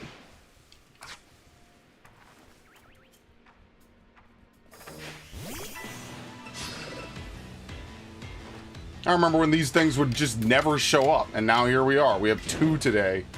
2 so far. I mean, I was about to be like, what do you think it was? Like Pokemon. I mean, I don't know. It was called like the tissue Pokemon, but I had no fucking clue what it was supposed to be when I first saw it. I was like, so it's like a goo Pokemon. I don't know, like could be some Monster Musume shit. I genuinely had no idea what I was looking at. I was just like, apparently it's a pseudo legendary and Diantha uses it, and that's it. So it's obvious with Goodra, right? No, with Colosian Goodra, it does not have a shell. Colosian Goodra does not have anything. It's just without it. Hisuian Goodra has this big obvious shell that is like, oh, okay, sure. Obviously, when I saw that, it made a lot more sense to me. But when I first saw it a decade ago in X and Y, I was like, what the fuck is this Pokemon supposed to be? I guess I should have put that addendum in. When I saw the Hisuian version, which is what we see here, I knew what it was immediately. When I saw the original in X and Y, I was like, what the fuck is this supposed to be? Yeah, there's a difference between the two. It's slight. It's slight, and it's also an additional typing as well. Good times. It didn't even occur to me like, oh, it's a slug. I don't know. I didn't think too hard about it, admittedly. I just saw the Pokemon and I was like, wow, that's interesting. And that was it. I didn't really think much of it because I didn't really use it. To be fair, for me, Gen 6 was also like part Gen 5 because I was also like trying to find all the different Gen 5 stuff as well, so. It was like discovering 2 generations of Pokemon at once because I just skipped 2. I skipped most of 5. I beat White and then I basically didn't play it again. And I would play it in my physics class. I've told this story before because the teacher would never fucking teach. So I just played video games in his class. I was like, all right, well, if you're not going to teach and I'm forced to sit here for 90 fucking minutes, I'm just going to do what I want. Fuck you. And, you know, he didn't really give a shit. He knows he doesn't give a shit. Passed his class, didn't care. Dude was just lazy. He just didn't want to teach anybody. And when you have tenure, you could get away with that. And then the student... That is the one thing I will say about basically every school I've ever been to, is that the teacher is always right. So you could do the work, you could do anything. And they will just assume that because you're the student, you're the problem, and everything that you did is wrong. And obviously that's, you know, patronizing. It's fucked up. But, like, sometimes it works out where I just get to do what I want, and, you know, fuck the teacher, and I pass, and I don't care, right? And I did decent. I got a B in that class. After all the bullshit, I got a B in the class because our final was the Regents, and he weighted it so fucking heavily. It's like, well, if you fail this, you just suck. He weighted, like... So it's like, why even be in that class 90% of the time? It was a waste of time for me to sit through it for 6 months. Or for 4 or 5 months. It was just a waste of time. I had to sit through it because, you know, like, legally I have to be at school and I have to be in this class. But it was a fucking waste of time. I didn't learn anything. That entire second half of physics, I didn't learn shit. So, like, that's my knowledge of physics is forever fucked because I had a teacher that didn't teach and just didn't care. Now, luckily, I didn't need it because I didn't go into anything that required physics. But it was like, bro, like, why even have us in here? Like, you could do anything. You could, you know, you could have little worksheets and shit. You know, you could have all kinds of that interesting stuff. Like, normally, the teachers I meet are just dickheads because they're just control freaks. He was like the lack of control. Lack of wanting to do anything. Just complete, like, apathy towards teaching at all. And obviously, it's an easy job. He just came in and sat on his iPad and played Angry Birds. And he just happened to know when the AP of math and science would come around, so he only taught one day, and that's because the dude came in and was, you know, inspecting all the different teachers. But they knew, because people would complain. They would be like, wow, I'm in this guy's class and nothing fucking happens, bro. I like, nothing happens, I don't learn anything, and the school knew about it. They just, whoever you would go talk to, they just brush it off. They got complaints every fucking year about the same shit from the same 2 or 3 or 4 teachers, and they never once changed their MO. They never once said, hey, maybe, you know, maybe if you have dozens of students across multiple grades, across multiple years, you know, including newbies come in and all say the same thing about the same 4 or 5 teachers. Maybe it's not like some grand conspiracy against the teacher. Maybe it's just that the teacher fucking sucks. Too much. It was too difficult for them. And you might, before you say, well, that's the public school difference, they did the same thing in the private schools I went to. You're wrong and the teacher is right. So unless you plan to accuse them of grape or something, probably nothing's gonna happen. They're not gonna investigate. They don't care. It was real stupid. But I mean, I got to play Pokemon in his class.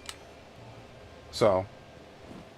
But like, this is one of those at what cost? Like now I never got better at physics. I was always bad at physics because it's very math based and I'm not very good with math. But like, especially advanced math like that.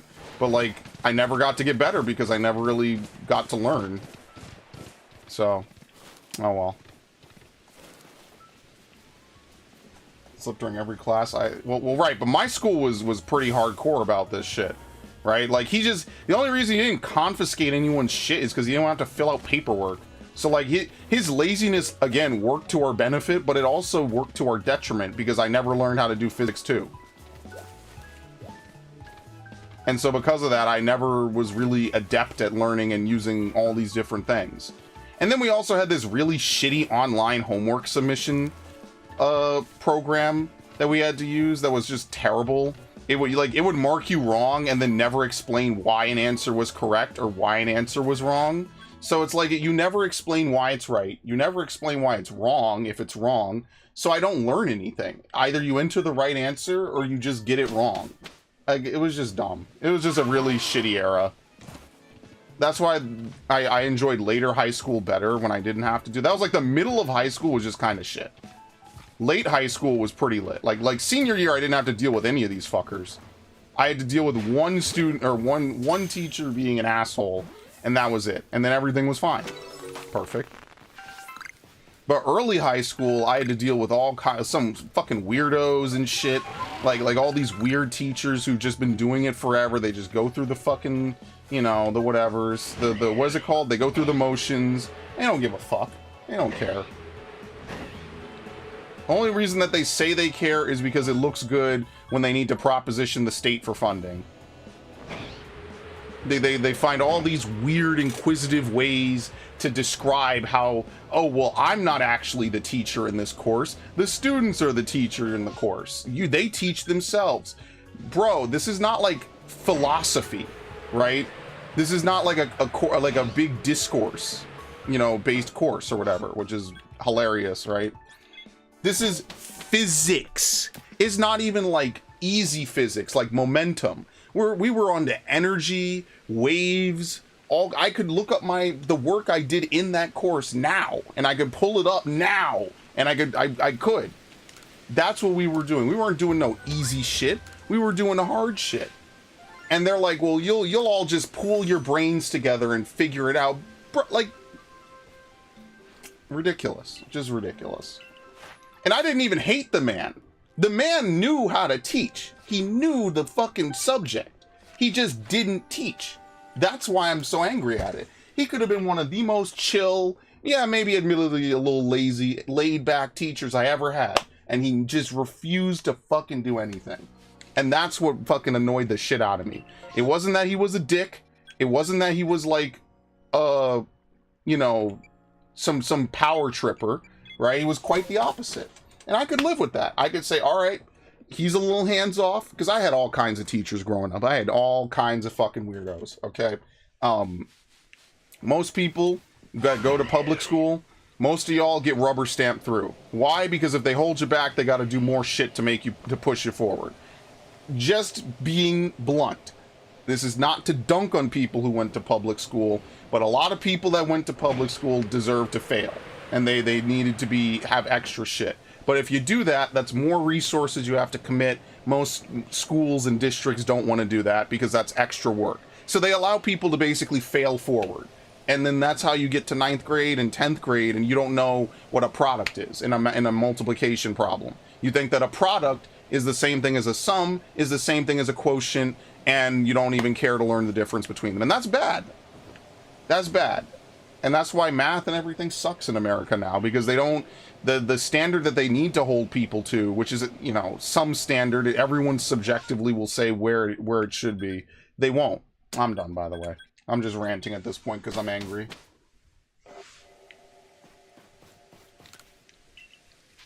Would like to get a shiny, but whatever.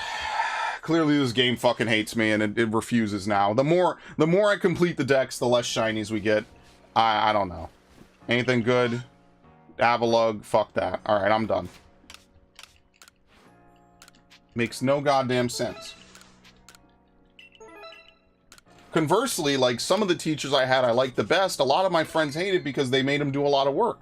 But, like, the work wasn't hard, right? It was thought-provoking. You could add your own spin to it, right? You could talk about it, things like that. That's why I like some of the teachers I had, because you know what? They might have given us work, but the work was like, did you read the textbook work? And think of one thought about why you think this matters. And it wasn't even like English class, because English class is so fucking nonsensical sometimes. Sometimes you have a really great English class, they give you a book, they say you need to write a paper about this book and the themes of it. Super fucking easy. The book is like, opens up to you like a fucking, I don't even know, like a diorama, right? You look at it, you're like, wow, this is the most easy to understand book ever. 1, 2, 3, boom, I understand everything I need to write about this book, and I'm done, and I get out, and that's the end of that paper. And then sometimes English class is fucking ridiculous. Sometimes it's the teacher, sometimes it's the subject matter.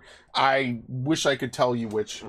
It really varies. I've had pretty much a bad teacher in almost every subject ever, besides maybe history. I think that's the only set of subjects I have never had a problem with a teacher in, ever, is history. Because history, I had chill people teach me history. I don't know how else to describe it. And that's why, like, obviously looking back, there's imperfections and things I complain about, but I don't, like, hate a lot of it. I just think that a lot of it was a lot of unnecessary, like, people posturing and a lot of egomaniacs just, you know, flexing their power over 14 and 15-year-olds just because they can. And just because they have tenure. So, which means they could get away with all kinds of shit. But to be fair, most of the teachers I had are probably either dead now or retired or moved on or got promoted. So, I mean, like, at this point, you know, it's kind of pissing in the wind, right? It's kind of like whatever. But I came from hard teachers, man. That shit was brutal. Some of those fucking reports we used to have to write, I used to struggle with that shit. And you just struggle with it until eventually you get better at it. Or until you, I don't know, fail outward, I don't know, whatever. Anyway, that's the end of the stream. Thank you all. We did 4 Pokemon, which is good. No shinies, but, I mean, you can't always take a W, right? Sometimes you just have to take the long L of no shinies. And next time I stream, this will probably be, I don't know. Probably will be something else. Ash, go take like a 15-minute break, because I'm going to go get something to drink. Maybe get something to eat as well, because I'm a little hungry. And then we'll regroup. I'll make a new stream, and then we'll play Barbariccia or something. So take like a 15-minute break. I'm going to go chill for a bit. Try to cool down. All right, perfect. Don't let me interrupt your break. All right, anyway, thanks all. I'm trying to find the charging cable. Here we go. Is this it? Trying to find the charging cable for the Switch controller. Since I have a billion of these, I have another USB-C and I never use it.